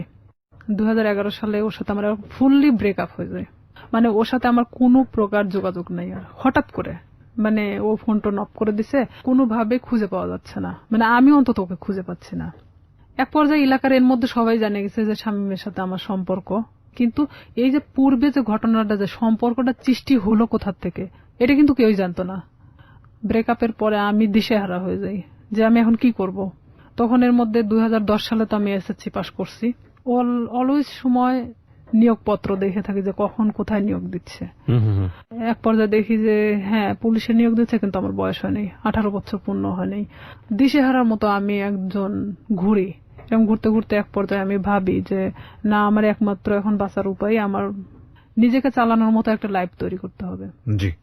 2012 সালের সেপ্টেম্বরের দিকে একটা নিয়োগ হয় পুলিশ ডিপার্টমেন্টে। এর মধ্যে কিন্তু শামীমের সাথে আমার কোনো প্রকার যোগাযোগ নেই, কোনো প্রকার সম্পর্ক নাই আর। ওকে, কিন্তু মনের মধ্যে ভয়টা কাজ করে, না জানি কখন ভিডিওটা পাবলিশ করে দেয়, তাই কি? নাকি ও ভিডিওটার বিষয়টাও ছিল। আর একটা কথা যে এক পর্যায়ে আমি ওকে ভালোবেসে ফেলছিলাম। আর একটা বিষয় যে আমার এটা চিন্তা ছিল যে তুই যদি ভিডিওটা ফ্ল্যাশ করিস অন্তত আমি তোর গলায় ঝুলে যাব। আমি জানতাম যে তারপরে পাবলিসিটিতে এটা দেখাবে না। ঠিক আছে, তো ওর গলায় ঝুললে আমার কোনো আপত্তি নাই, ও যদি করে তো করবে। আমি পুরোটাই এখন ওর গলায় ঝুলার জন্য মানে প্রস্তুত। এই জন্যই বলি জীবন নাটকের চেয়েও নাটকীয়। আমরা যে সরল রৈখিক চিন্তাটা করছিলাম, চিন্তা করে দেখুন এই যে ভিডিওটা নিয়ে স্বাভাবিকভাবে আমাদের যে চিন্তাটা, এবং এই চিন্তার সাথে ওর চিন্তারও একটা মিল আমরা পাচ্ছিলাম, কিন্তু কিভাবে এটা টুইস্ট করলো। হিন্দি সিরিয়াল আসলে দেখার দরকার নাই। আমার মনে হয় যে নিজের এক একটা এরকম জীবন গল্প যদি জানা যায়, এটা সিরিয়ালের চেয়েও অনেক ভয়াবহ কিছু। ওকে, এটা ভাবতেছি যে ওর গলায় ঝুলে দেবো। তখন ও চাচ্ছে কি যে ভিডিওটা আমি কখনো ফ্ল্যাশ করবো না। ও নিজেই মানে ভিডিওটাকে শেষ করে দিছে, এমনকি আমার নাম্বার টাম্বার সবকিছু ওর থেকে শেষ করে দিছে। এক পর্যায়ে ওর নাম্বার টাম্বার যখন সব চেঞ্জ করে নিছে, তখন তো ওর সাথে কোনো যোগাযোগের কোনো ইয়ে নাই আমার। আমি তখন দিশেহারা একটা যে আমাকে এখন আমার লাইফের দিকে আগাতে হবে, যেভাবে হোক আমি একটা সরকারি চাকরি করব। 2012 সালে যখন এই সেপ্টেম্বরের দিকে এই নিয়োগটা হয়, আমার ভাই চাচ্ছিল না যে আমি পুলিশ ডিপার্টমেন্টে আসি, কারণ ও অনেক আগেই কিন্তু ডিপার্টমেন্টে যোগদান করছে। আমার ভাই না চাওয়ার কারণ একটাই, সে চাচ্ছিল যে আমি যদি পুলিশে ঢুকি নিশ্চিত আমি শামীমকে বিয়ে করব। আর আমার ভাই কোনো মতেই শামীমকে মানে নিতে পারতেছিল না। তাতে আমাকে ত্যায্য করতে তারা রাজি আছে, কিন্তু শামীমকে কোনো মতে তারা মানতেছে না, কারণ ও এর আগেও আমার ভাইয়ের জানা মতো অনেক মেয়ের সাথে এই ধরনের ঘটনা ঘটাইছে। কিন্তু আমার সাথে কি ঘটনাটা ঘটছে এটা তো আমার ফ্যামিলির এমনকি কেউই জানতো না। তখন আমার বাবাকে বললাম যে অমুক দিন তো নিয়োগ, তা আমি তো দাঁড়াতে চাচ্ছি। তো আমার বাবা বলতেছে যে আমার ভাইয়ের নাম, তো বলতেছে পছন্দ করে না, আর এটা যদি আমি দাঁড়াতে সম্মতি দেই তাহলে দেখা যাবে যে এটা নিয়ে অনেক বাড়িতে এক ধরনের মারামারি শুরু হয়ে যাবে। তাই আমি বললাম যে যা হয় হবে, আপনি যদি আমাকে টাকা দেন দিবেন, না দিলে আমি এমনিতেই যাব, কারণ আমার তো কোনো লোক ধরা নাই, আমি শুধু যাবো এই টাকাটাই চাচ্ছিলাম। তখন আমার বাবা আমাকে 2000 টাকা দেয়, আমি ওই টাকা নিয়ে পাবনা চলে যাই দাঁড়াতে। এক ইয়েতে আমাকে সিলেক্ট করে, কারণ আমি 5 ফিট 9 ইঞ্চি আর আমি একটি স্ট্রং বডির মানুষ। তো দেখার পরে আমাকে সবার পিছন থেকে নিয়ে যাওয়া হয়, ওখানে মাপে ওয়েটে সবকিছু দেখে আমি ঠিক হই। মেডিকেলেও দেখা যাচ্ছে আমার কোনো প্রকার সমস্যা নাই। যাই হোক, চাকরিটা হয় আপনার শেষ পর্যন্ত? হয়। তারপরে আমার চাকরিটা হয়, ওখান থেকে আমি বাড়িতে আসি। বাড়িতে আসার ঠিক আধা ঘন্টা 1 ঘন্টা পরে আমার ফোনে ফোন আসে একটা আনোয়ার নাম্বার থেকে। ফোন আসার পরে ওটাই ছিল শামীমের নাম্বার। তখন শামীম আমাকে বলতেছে যে শুনলাম তোমার নাকি চাকরি হয়েছে। তাই আমি বললাম হ্যাঁ। তো আমি বললাম যে এতদিন পর আমাকে আবার খোঁজ নেওয়া। তো বলতেছে আসলে আমি অনেক সমস্যার মধ্যে ছিলাম, আমার প্রত্যেকটা ফোন আমার ফ্যামিলি কেড়ে নিয়েছিল। মানে এটা কিন্তু পুরোটাই মিথ্যা কথা। আমি জানতাম, জানা সত্ত্বেও মানে আমি ওর সাথে আবারও কথা বলতে থাকি। ভালো লাগে আপনার? হ্যাঁ, যেহেতু আমি ওকে মনে প্রাণে চাচ্ছিলাম, আমি আবার ওর সাথে কথা বলতে থাকি। আমি এর মধ্যে ট্রেনিং এ চলে যাই, ট্রেনিং শেষ করি, ডিস্ট্রিক্টে যখন জয়েন্ট করি। এর মধ্যে ব্যারাক সিস্টেম, ব্যারাকে কিন্তু আমরা একটা ব্যারাকে অনেক মানুষ থাকি, সেখানে আপনি ফোন এখানে রেখে যেতে পারেন, বাথরুমে যাচ্ছেন, কোনো একটা কাজে বাহিরে যাচ্ছেন, ফোনটা রেখে গেছেন। তো এখানে আমার পাশের বেডের একটা মেয়ে এই শামীমের নাম্বারটা নিছে, আমি জানতাম না। এখন কন্টিনিউ তার সাথে সে কথা বলে, আমি কোথায় যাচ্ছি, কি করতেছি, সব আপডেট দেয়। হ্যাঁ, সে জানতো। আমি খালি ভাবতাম যে এটা অলৌকিক ঘটনা, যে আমি কই গেছি, কোন ড্রেস পরে গেছি, সে কিভাবে জানে। ওকে। তার সাথে কিন্তু আবার তাদের মধ্যে একটা ভালোবাসার সম্পর্ক সৃষ্টি হয়ে গেছে সেই মেয়েটার সাথে। ওকে। পরে আমি তো ওকে বারবার বলি যে দেখো আমি তো চাকরি করি, এখন আমাকে বিয়ে করো। এখন সে কিছুতেই তখন বিয়ে করতে রাজি না। এটা 2013 ঘটনা। 13 শেষের দিকে আমি ছুটি আসি বাড়িতে, আমি ওকে ফোন দিয়ে বলি, আমি এর মধ্যে কিন্তু অনেক গন্ডগোল হচ্ছে ওর সাথে, মানে আমি বিয়ের কথা বলি, সে কিছুতেই বিয়ে করতে চায় না। এদিকে আমার ফ্যামিলি তো মানে শামীমকে নিয়ে তো খুব একটা ডিস্টার্ব ফিল করতেছে। তো আমি এদিকে ওকে বারবার চাপ দেওয়া সত্ত্বেও আমাকে কিছুতেই মানে বিয়ে করতে চাচ্ছে না, তো চাচ্ছেই না। তখন আমি বলি ঠিক আছে আমি বাড়িতে আসতেছি, যা করার করব। এই কথা বলে আমি বাড়ি চলে আসি। ফোন দিলাম, ফোন দিয়ে বলতেছি যে আমি তোর সাথে দেখা করতে চাই। ও আমাকে বলে যে আমি দেখা করতে পারবো না। তাই আমি ডিরেক্টলি ওর বাড়িতে চলে গেছি এই ফোনে কথা বলতে বলতেই। ওকে। কারণ তখন আমি যখন পুলিশ ডিপার্টমেন্টে আসি তখন আমার সাহসটা ছিল অন্যরকম, কনফিডেন্ট বেড়ে গিয়েছে অনেক। হ্যাঁ, আর আমি তখন চাকরিজীবী একটা মেয়ে। যাওয়ার পরে ও দেখি যে চেয়ারের পর বসে আছে, ওর মা পাশে বসে। ও আমাকে দেখে করলো কি, এক দৌড় রুমের মধ্যে চলে গেল, যাওয়ার রুমটা আটকায় দিল। দেওয়ার পরে ওর মা বলতেছে কি হয়েছে। ওর মারা সবাই তো জানতো আমার সাথে সম্পর্ক আছে। বলতেছে কি হয়েছে, তোমার প্রবলেম কি। আমাকে কিছুতেই ওই ঘরের দিকে আগেতে দিচ্ছে না। আমি বললাম যে আপনার ছেলেকে জিজ্ঞেস করেন, সে আমার সাথে কেন এরকম করতেছে। আপনারা জানেন, আমার ফ্যামিলি জানে, সবাই জানে যে তার সাথে আমার সম্পর্ক, তাহলে কেন আজকে ও অস্বীকার করতেছে। তো বলতেছে এটা তোমার ব্যাপার, কিন্তু আমার বাড়িতে কোনো সিক্রেট চলবে না। এটাও ঠিক, তাদের তো কোনো বিষয় না, তারাও তো আমার সাথে বিয়ে দিতে চায় না। তখন আমি নিরুপায় হয়ে ওখান থেকে বের হয়ে চলে আসি। আসার পর বাড়িতে আসার পরে আমি অনেক অসুস্থ হয়ে যাই। এক পর্যায়ে আমাকে হসপিটালে নিয়ে যায়, স্যালাইন চলতেছে। এর মধ্যে আমি যে ডিস্ট্রিক্টে চাকরি করতাম ওখান থেকে একটা মেয়ের ফোন আসে, আমার পাশের বেডের একটা মেয়ের ফোন আসে, বলতেছে যে শামীম কোথায়। তাই আমি বলতে শামীম কোথায় মানে। তো বলতেছে যে হ্যাঁ, জিজ্ঞেস করলাম। তাই তো বললাম যে জানি না ও কই আছে। তো বলতেছে যে ও কিন্তু এখানে আসছে অমুকের সাথে দেখা করতে। তাই আমি বললাম আপনি কই থেকে জানলেন। তো বলতেছে আমি ওর সাথেই ছিলাম, আমাকে নিয়ে গেছিল, কিন্তু ও জানে না যে আসলে আমি তাকে চিনি। কারণ চিনার কারণ হলো তার ছবি আমি তাকে দেখাইছিলাম।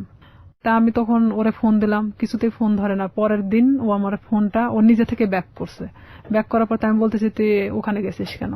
তো বলতেছে যে আমি আসছিলাম এমনিতেই একটা কাজে, তাই ভাবলাম যে ওই আপুরে কিছু বলে যাই তোর সম্পর্কে, তুই আমার সাথে এরকম করতেছিস।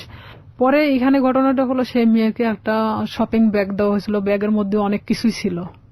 সেটা কিন্তু তারা আবার যে রুমে দেখাইছে, কিন্তু তারা মানে যে দেখাচ্ছে সে কিন্তু জানতো না যে তার পাশের বেডের আরেকজন তাকে চেনে। তো আমি যাওয়ার পরে এটা নিয়ে তাকে আমি ফোর্স করলাম যে কেন আপনি তার থেকে জিনিস নিলেন, এটা সেটা বলার পরে তার সাথে এক পর্যায়ে ঝগড়া হয়ে যায়।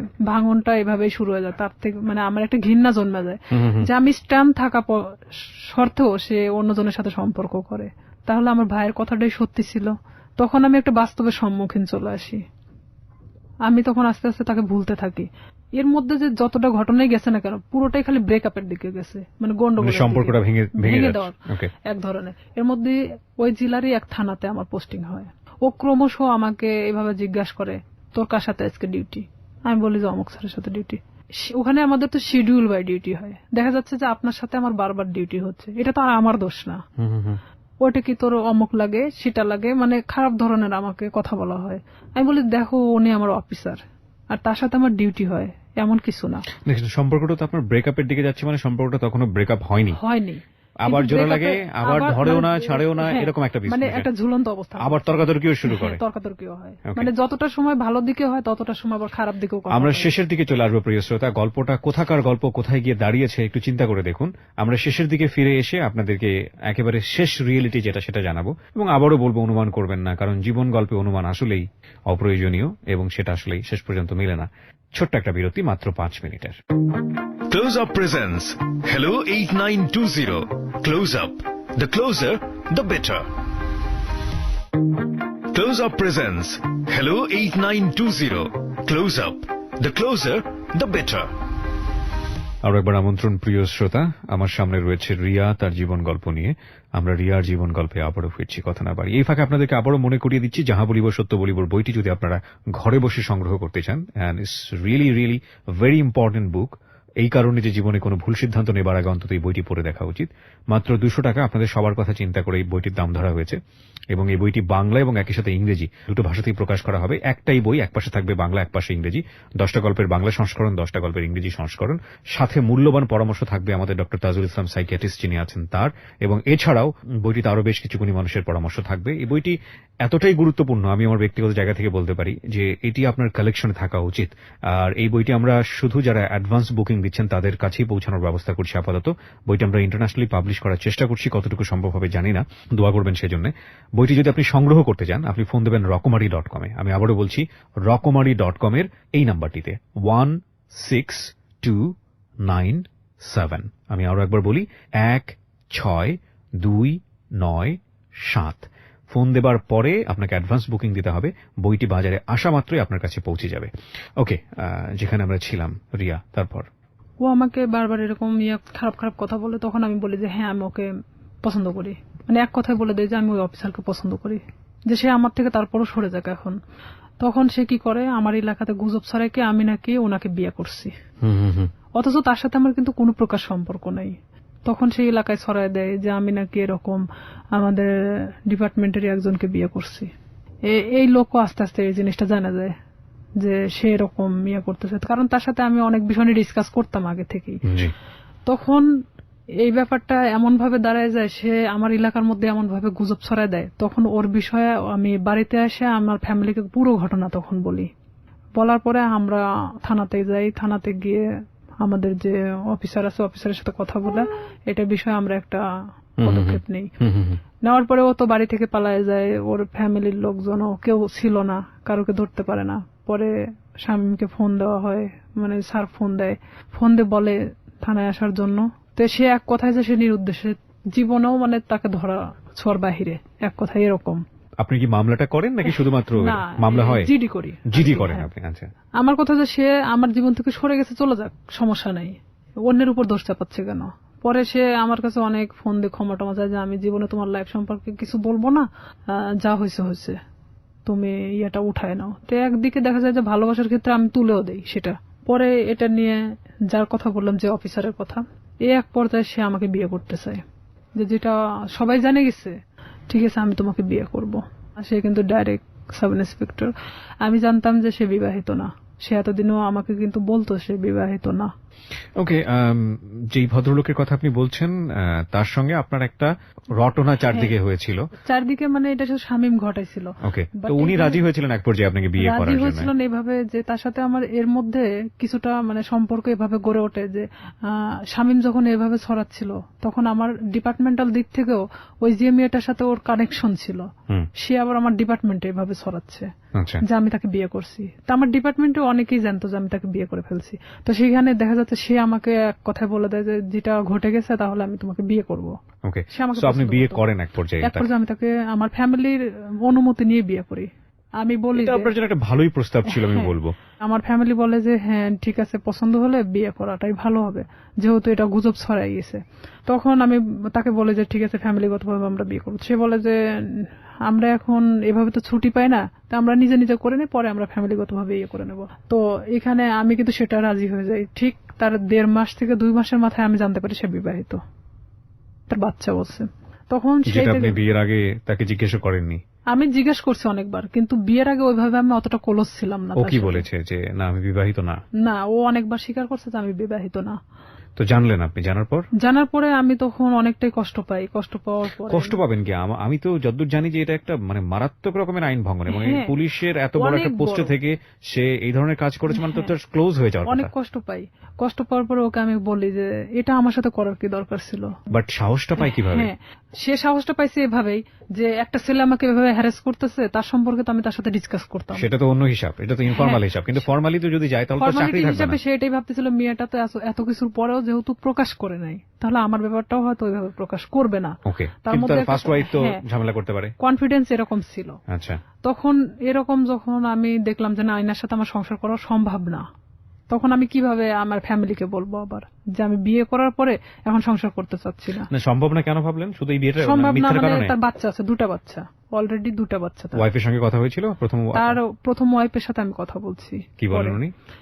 প্রথম উনি- ওয়াইফ জানতো বিষয়টা? ওনার প্রথম ওয়াইফ জানতো বিষয়টা কিরকম, ইনার সাথে যখন সম্পর্কটা হয়, বাট বিয়ে না এমনিতেই, তখন উনি আমাকে বলতো আমার ভাবির সাথে কথা বলো। আপনাকে ওনার ভাবির সাথে হ্যাঁ, কথা বলতো? মানে ওনার ভাবি, মানে For what? ওনার কেন কথা বলতে ওয়াইফ ওনার ভাবি সাজতো। তাহলে কি এখানে দেখা যাচ্ছে না যে ওনার ওয়াইফ ব্যাপারটা জানতো? ওকে, ব্যাপারটা শুধু আমি জানতাম না।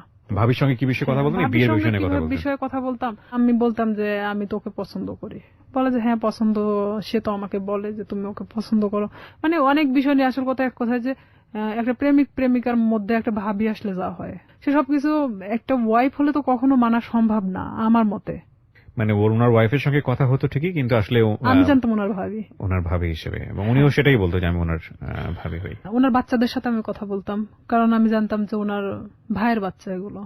এক পর্যায়ে সে যখন আমি সংসার করব না, তখন বলে যে কেন করবা না, আমি কি এমন একটা কথাই তো ভুল বলছি, তো আমার তো তোমাকে পারলার মতো সামর্থ্য আছে, এটা সেটা আমাকে অনেক কিছু বোঝায়। তাই আমি বলি ঠিক আছে, তাহলে আমি বাচ্চা কাচ্চা নিয়ে নেই, যেহেতু আমারও তো একটা লাইফ আছে।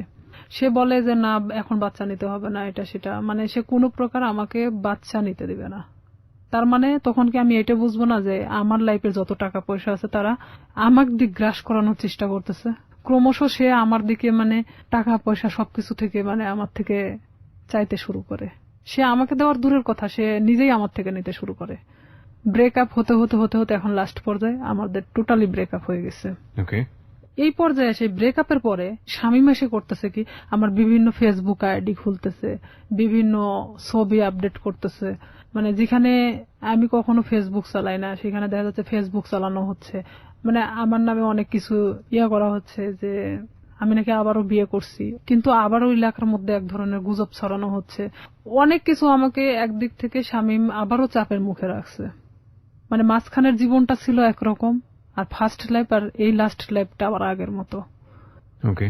তো এখানে আমি শামীমকে অনেক ফোর্স করি যে দেখ, আগে তো আমি অনেক নিরীহ একটা মানুষ ছিলাম, কিন্তু আমি আমার সার্ভিস লাইফ 5 বছর, এখন কিন্তু উঠে দাঁড়ানোর মতো শক্তি আমার আছে। তো আমার সাথে এমন কোনো কিছু করো না যেটাতে তোমারও ক্ষতি হবে বাট সবার ক্ষতি হবে। সো রাইট নাও আপনি যেটা বলছেন যে আপনি যাকে বিয়ে করলেন তার সঙ্গে আপনার ডিভোর্স, হ্যাঁ, এখন ডিভোর্স থেকে আপনি দিয়ে দিয়েছেন। হ্যাঁ, আমি নিজে আপনি কোনো আইনি অ্যাকশনও নেননি? আসলে কি নিব, নিয়ে লাভটা কি? আমি এটা করছিলাম যে তার নামে আমি জিডি করছিলাম, মামলা করার মানে সিদ্ধান্ত নিয়েছিলাম আমার ফ্যামিলি থেকে। পরে মানে যখন আমার ফ্যামিলি, আমার বড় জ্যাঠা বলে যে যা হবার তা তো হয়ে গেছে, এই জিডি মামলা মোকদ্দমা, তারা আসলে এক ধরনের সরল সোজা মানুষ, তারা চাচ্ছে যে আসলে এগুলো করার কি দরকার, যা হবার তা তো হয়ে গেছে। ওকে। সেখানে তো মামলার দিক থেকে দেখা যাচ্ছে যে সে আমাকে মিথ্যা বলে হয়তো আমাকে বিয়ে করছে, কিন্তু তারপর থেকে তো আমাকে সে মানে ছাড়তে চাচ্ছে না। মানে বিষয়টা জটিল আকার ধারণ করতে সবকিছু মিলে, এই জন্য আপনি আর আবার পরবর্তীতে আগান এখানে নাই। দেখা যাচ্ছে যে আমার লাইফেও অনেক ক্ষতি হয়ে যেত, যে ওনার ওয়াইফ যদি টোটালি না করতে যায়, তার সাথে আমার কোনো যোগাযোগ হয়নি, তাহলে সেক্ষেত্রে আপনি তাহলে প্রবলেমে সেক্ষেত্রে পড়তেন। উনি যদি আমাকে বিভাগীয় একটা মামলা দিত, আমি থাকতে আমার হাজবেন্ডকে সে ফুসলিয়ে বিয়ে করছে, তার হাজবেন্ডও হয়তো এই কথা বলে উঠতো যে আমাকে সে ফুসলাইছিল, কারণ তাহলে সেটার সেক্ষেত্রে কোনো আপনি প্রমাণ নাই। বিপদে পড়তেন। তো সেখানে দেখা যাচ্ছে যে আমার কথাগুলো ভিত্তিহীন ছিল, আমি সবকিছু ভাবে আবারও সেখান থেকে সবকিছু ক্লোজ করে চলে আসছি। এরপরেই কি আপনার পিছনে স্বামী আবার দৌড়দৌড়ি শুরু করে? হ্যাঁ, এখন ও আবারও আমার পিছনে। ওকে বিয়ে শাদী করেনি? ও বিয়ে করছে, বিয়ে করার পর বউ ছাড়া দিছে, তারপরে আবার আপনার পিছনে? হ্যাঁ, এখন ও চাচ্ছে যে আমি। এখন কি করছে? ফেসবুকে আপনার নামে স্ক্যান্ডাল তৈরি করার চেষ্টা করছে। ফেসবুকে স্ক্যান্ডাল তৈরি করাটা খুব সহজ এই কারণে যে আমরা যারা সাধারণ মানুষ আছি, যারা এই অনুষ্ঠানটা শুনছেন, বিশেষ করে তাদের মধ্যে অনেকেই আছেন তারা খুব সহজ সরল। তারা একটা স্ক্রিনশট দেখলেই মনে করেন যে না জানি কি আছে এর মধ্যে, এই ঘটনা ছি ছি ছি ছি। যে আমাদের সবারই একটা বড় সমস্যা হচ্ছে, আমরা সবাই ফার্স্ট ইমপ্রেশনে চিন্তা করি। ফার্স্ট ইমোশন, রাস্তায় একটা ঘটনা ঘটছে, কেউ একজন মার খাচ্ছে, আপনার মনে হবে সে চুরি করেছে, সে কারণে সে মার খাচ্ছে, এবং দৌড় দিয়ে গিয়ে আপনি দুটো মেরে চলে আসলেন। এই যে মনে হওয়ার ব্যাপারটা, এটা আমাদের ফার্স্ট ইমোশন ম্যাক্সিমাম টাইমই রং থাকে। আমরা কখনো বিহাইন্ড দ্য রিজন কখনো চিন্তা করি না, কজ কিংবা প্রুফ বিহাইন্ড দ্য রিজন কখনো চিন্তা করি না। একটু ঠান্ডা মাথায় 2 মিনিট ভেবে যে ওটার প্রতি আমাদের রিয়াকশনটা কি হবে সেটা জানাই না। কোন একটা পোস্ট দেখলাম, ইচ্ছা মতো গালিগালাজ। কিছুদিন আগে, আমি নাম মেনশন করবো না, আমাদের খুব বিখ্যাত প্রিয় একজন ক্রিকেটার তার বোনকে নিয়ে ছবি দিয়েছে ফেসবুকে, সেখানে আস্তাগফিরুল্লাহ, মানে এত বাজে বাজে কমেন্টস। এই যে মেন্টালিটি গুলো না, এই মেন্টালিটি গুলোর প্রধানতম কারণ হচ্ছে আমরা ফেসবুকটাকে খুব হালকা ভাবে নেই। আমরা মনে করি যে এখানে একটা কমেন্টস দিলাম, দিলেই কি না দিলেই কি, এমন একটা জগৎ, এটার সাথে বাস্তবের কোনো যোগাযোগ নেই। কিন্তু এটা ভুল, কারণ দিন দিন এটা এত বেশি ক্রাউডি একটা প্লেস হচ্ছে, এখানে আপনি যেটাই করেন না কেন, যাই করেন না কেন, সেটা কিন্তু একটা ছাপ রেখে দেয়। ভুল করলেও সেটা একটা ছাপ রেখে দেয়, এবং একই সাথে ভালো করলেও সেটা একটা সম্মান বয়ে নিয়ে আসে। আমরা কেউই ভুল শুদ্ধের ঊর্ধ্বে না, কিন্তু এই যে স্ক্যান্ডাল তৈরি করা কিংবা একজনের নামে বদনাম রটানো, একজনকে বিপদে ফেলা, এটা করা ওটা করা, এই ব্যাপারগুলো না খুব সহজেই করা যায়। কারণ আমরা যদি বলি, আমাদের বাঙালি সেন্স এই জিনিসগুলো খুব ইন্টারেস্টিং। আমরা দেখবেন যে কেওয়াস পছন্দ করি। সিম্পল একটা উদাহরণ, মাটি খোঁড়া হচ্ছে, সেখানে 10 জন লোক দাঁড়িয়ে থেকে দেখছে, আপনিও দাঁড়িয়ে থেকে দেখছেন, নতুন কিছু নেই, বাট আমরা খুব কৌতূহল প্রবণ একটা জাতি। তো সেই জায়গাতে যখন এই ধরনের কেওয়াস তৈরি হয়, বিভিন্ন মানুষ সেই কেওয়াস তৈরি করার সুযোগ নেন, কারণ কেওয়াস খুব অতি সহজেই তৈরি করা যায়। তো এই ফেসবুকে স্ক্যান্ডাল করাটা খুবই ইজি, এবং স্ক্যান্ডাল করে ফায়দাও খুব সহজভাবে নেওয়া যায় আর কি। তো আমাদের মতো মানুষ, বিশেষ করে আমাদের রিয়াদের মতো মানুষ, তাদের জন্য, তাদের ফিউচারটাকে নষ্ট করার জন্য এই ধরনের স্ক্যান্ডাল এটা খুব কাজে লাগে। কিন্তু একটা কথা হচ্ছে কি ভাই, দিন শেষে গড জাস্টিফিকেশন বলে একটা ব্যাপার আছে, ঈশ্বরের মার, হ্যাঁ, এবং এটা খুব ভয়াবহ। ঠিক আছে, একজন মানুষকে বিপদে ফেলার জন্য আপনি যদি কোনো চেষ্টা করে থাকেন, তাহলে নিশ্চিতভাবে আপনি ধরে নেন আপনিও সেই বিপদে পড়বেন। আপনি মূলত আজকের এই অনুষ্ঠানে এসেছেন আপনার এই কথাগুলো খুলে বলার জন্য। আপনি একজন ভিকটিম, এবং আপনি যাদের হাতে আইন শৃঙ্খলা রক্ষা করার কাজ, তাদের মধ্যে কাজ করেও আপনি একজন ভিকটিম। এবং আপনার পুরো পরিচয়টা আমি এখানে গোপন রেখেছি। আপনার যে নাম আপনি ব্যবহার করেছেন সেটা ছদ্মনাম আমি বললাম, এবং বাকি যাদের সঙ্গে ওনার সম্পর্ক, তাদের কাউকে আমরা এখানে ফ্ল্যাশ করিনি বা এক্সপোজ করিনি। তার প্রধানতম কারণ হচ্ছে আমাদের সামাজিক অবস্থা। প্রচন্ড সম্মান আছে আমাদের যে পুলিশ বাহিনী, তাদের চেষ্টার প্রতি, তাদেরকে আমি রেসপেক্ট করি আমাদের এই অনুষ্ঠান থেকে। সেখান থেকে এসে আপনি সৎ সাহস নিয়ে আজকে এখানে এই বিষয়গুলো বলে গেলেন, এবং আপনি লাস্টে এই কথাটাও বললেন যে শামীমকে বিরত থাকার জন্য, নইলে আপনি বাধ্য হবেন কোন একটা অ্যাকশন নেবার জন্য। অ্যাকশন নিব বলতে নিছি তো, অলরেডি অ্যাকশন নিয়ে নিয়েছে। অলরেডি ও আমাকে এমন ভাবে হ্যারাস করতেছে, দেখা যাচ্ছে 2 টাকার নোটের উপর আমার নাম্বার, বিভিন্ন জায়গা থেকে আমাকে ফোন দিচ্ছে। ফোন দিয়ে বলবে কি, কয় টাকা দরকার, কয় টাকা দিয়ে থাকবেন, মানে এই ধরনের আমাকে কমেন্টস করা হচ্ছে। কি অ্যাকশন নিয়েছেন আপনি? ঈদের পরের দিন থানাতে যাওয়ার পরে আমি স্যারকে সব কথা খুলে বলি, মানে আবারও সেই জিডি করা হয়। জিডি মামলা করেননি? জিডি মামলা করেছেন? আমি আসলে করতে চাই না, যে মামলা করলে আমাকেও যেতে হবে তারিখে তারিখে, বেল পাই যাবে। ও ঠিকই আবার আগের মতো আরো হয়তো ভয়ঙ্কর হতে পারে। তো আমি সাধারণ জিডি করছি এর কারণে যে ওকে বোঝানোর জন্য। তো এখন জিডির কোনো অ্যাকশন কি হয়েছে? হ্যাঁ, আমি ওনার সঙ্গে ওদের বাড়িতে আসি, মানে আমাকে দেখার পরেই ও বের হয়ে চলে যায়, মানে এমন ভাবে বের হয়ে চলে যায়, ওকে মানে আমি যে দেখায় দিচ্ছি, দিতে দিতে ও মানে মোটরসাইকেল নিয়ে টান দিয়ে চলে যায়। আচ্ছা, এখানে জিডিটার বিষয়টা আমি যত জানি, জিডিটা একটা সময় এনকোয়ারি হয়, এবং এটা যদি সত্যতা পায় তাহলে অটোমেটিক্যালি মামলায় রূপ নেয়। মামলায় রূপ নেয়। কিন্তু এটা ঘটনাটা হলো কি, যে আমি স্যারকে এভাবে বলছিলাম যে যেহেতু আমার লাইফের পিছনের ঘটনাগুলোতে আমি কোনো অ্যাকশন নেইনি, তো আমি চাচ্ছিলাম যে শুধু এখান থেকে বিরত করার জন্য। এখানে যেহেতু আমার ফ্যামিলি কিন্তু এখন আমার পাশে নাই, এক পর্যায়ে আমি ডিভোর্সের পরে পুরোটাই আমার ফ্যামিলি থেকে ভিন্ন আছি। তো কেউ যেহেতু আমার পাশে নাই, সেখানে তো আর আমার লড়াই করে কোনো লাভ নেই। আমি চাচ্ছি যে সে যেন আমাকে ডিস্টার্ব না করে, তাহলে তো আমি ফুললি আমার মতো জীবনযাপন করতে পারতেছি না। আমি আমার ফ্যামিলির উপর নির্ভরশীল না, আমি অন্য কারোর উপর। সবাইকে একটা বিষয় সতর্ক করছি, যারা আজকের এই অনুষ্ঠানটা শুনছেন, আমি জানি অনেকেই সতর্ক হবেন না, তারপরও 2-1 জন তো নিশ্চয়ই হবেন। সেজন্যই বলি, কোন ধরনের কোন ডকুমেন্টস বা কাউকে যদি আপনার মনে হয় যে আপনি তাকে হেয় করবেন, যে কোনোভাবে হোক, সামাজিকভাবে হেয় করবেন, সেই রকম কোনো ডকুমেন্টস যদি পাবলিকলি আপনি ওপেন করেন, ফেসবুকে হোক বা অন্য যে কোনো কোথাও হোক, আপনি যদি ওপেন করেন without his or her permission, যাকে আপনি এটা ওপেন করছেন, যাকে আপনি এক্সপোজ করছেন, যাই করেন না কেন, আপনি যদি তার অনুমতি ছাড়া এটা করেন, সেটা কিন্তু আইসিটি অ্যাক্টে আপনার এগেইনস্টে খুব কঠিনতম একটা মামলা হয়ে যাবে। এবং আপনার কিন্তু কোনো জাস্টিফিকেশন নাই একটা মানুষকে, সে ভুল করুক বা অন্যায় করুক, ন্যায় করুক, তার কোনো প্রুফ দিয়ে আপনি সেটা ফেসবুকে একটা প্রচারণা চালাবেন। কারণ সামাজিক মর্যাদা যদি ক্ষতি হয়, সেই সামাজিক মর্যাদা ক্ষতির ঘানি কিন্তু আপনাকে টানতে হবে, এবং এগুলো কিন্তু নিয়ম আছে, আইন আছে। সুতরাং কোনো ধরনের মন্তব্য করা থেকে শুরু করে, কাউকে হেয় করা থেকে শুরু করে, এবং ফেসবুকে এমন কোনো কারো বিরুদ্ধে কোনো ডকুমেন্টস, সেটা প্রোপাগান্ডা ছড়ানোর জন্য হোক বা কারো বিরুদ্ধে কোনো ফায়দা নেবার জন্য হোক, যদি আপনারা কখনো এটা করে থাকেন কোনো মেয়ের বিরুদ্ধে, কোনো ছেলের বিরুদ্ধে, যার কোনো বিরুদ্ধে, তার মানে আপনি বিপদে আছেন। সুতরাং এটা প্লিজ করবেন না, কারণ সে যে কোনো মুহূর্তে আপনারা এই বিষয়গুলোকে ইস্যু করে আপনার এগেইনস্টে মামলা করতে পারবে। আপনারা যদি মনে হয় এরকম কাজ করে কাউকে সামাজিকভাবে হেয় করবেন, তাহলে মোদ্দা কথা হচ্ছে আপনি নিজে নিজের বিপদ ডেকে নিয়ে আসছেন। সুতরাং সচেতন হন। আজকে হয়তো রিয়া জিডি পর্যন্ত থেমে আছে, কিন্তু আমি বিশ্বাস করি বাংলাদেশের পরিবর্তন আসছে। অনেক রিয়া জিডির কথা চিন্তাও করবে না, তারা সরাসরি মামলা দিয়েই বসবে। এবং এসব বিষয়ে মামলায় কিন্তু বাংলাদেশ সরকার খুবই খুবই খুবই অ্যাক্টিভ। অনেক ধন্যবাদ, আপনি এখানে সাহস করে এসেছেন। আপনার মাধ্যমে একটা মেসেজ আমি আজকে সবাইকে দিতে চাইলাম, এবং সেটা মনে হয় অনেকেই পেয়েছেন। আমরা সবসময় একটা কথা বলবো যে একজনের জীবন গল্প আরেকজনের শিক্ষা হোক।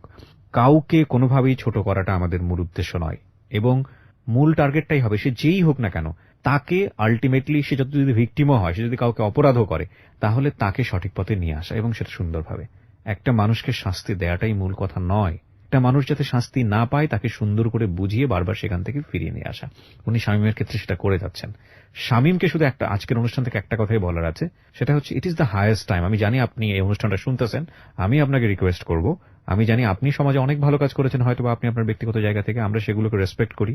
আপনি ওনার লাইফে যেভাবে লেগে আছেন, সেটা উনি যেটা বললেন সেটা যদি আমরা মেনে নেই যে সত্য, আমি জানি আপনাকে যদি বক্তব্য দিতে দিতাম তাহলে তো আপনার পক্ষ থেকে কোনো বক্তব্য ছিল, কিন্তু যেহেতু আপনারা স্বামী স্ত্রীর সম্পর্কে নাই, সুতরাং দুজনের জায়গা থেকে, ওনার জায়গা থেকে আমি যতটুকু সত্য নিয়েছি, এই জায়গা থেকে শুধু এতটুকুই বলার আছে, আপনি নিজেকে নিবৃত করুন, থামুন এখানেই, নইলে আপনার জন্য ভবিষ্যৎটা হয়তোবা সুখকর হবে না।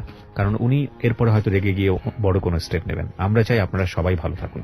আজকের মতো শেষ করছি প্রিয় শ্রোতা। সূর্যকে ঢেকে রাখতে পারে না, তখন চাঁদের চারপাশে সূর্যকে আংটির মতো দেখা যায়।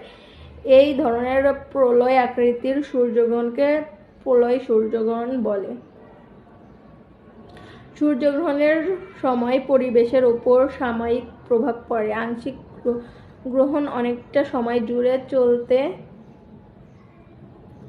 পারে, কিন্তু পূর্ণগ্রাস সূর্যগ্রহণ এর সময় সূর্য মাত্র কয়েকটা মিনিটের জন্য সম্পূর্ণ ঢেকে যেতে পারে।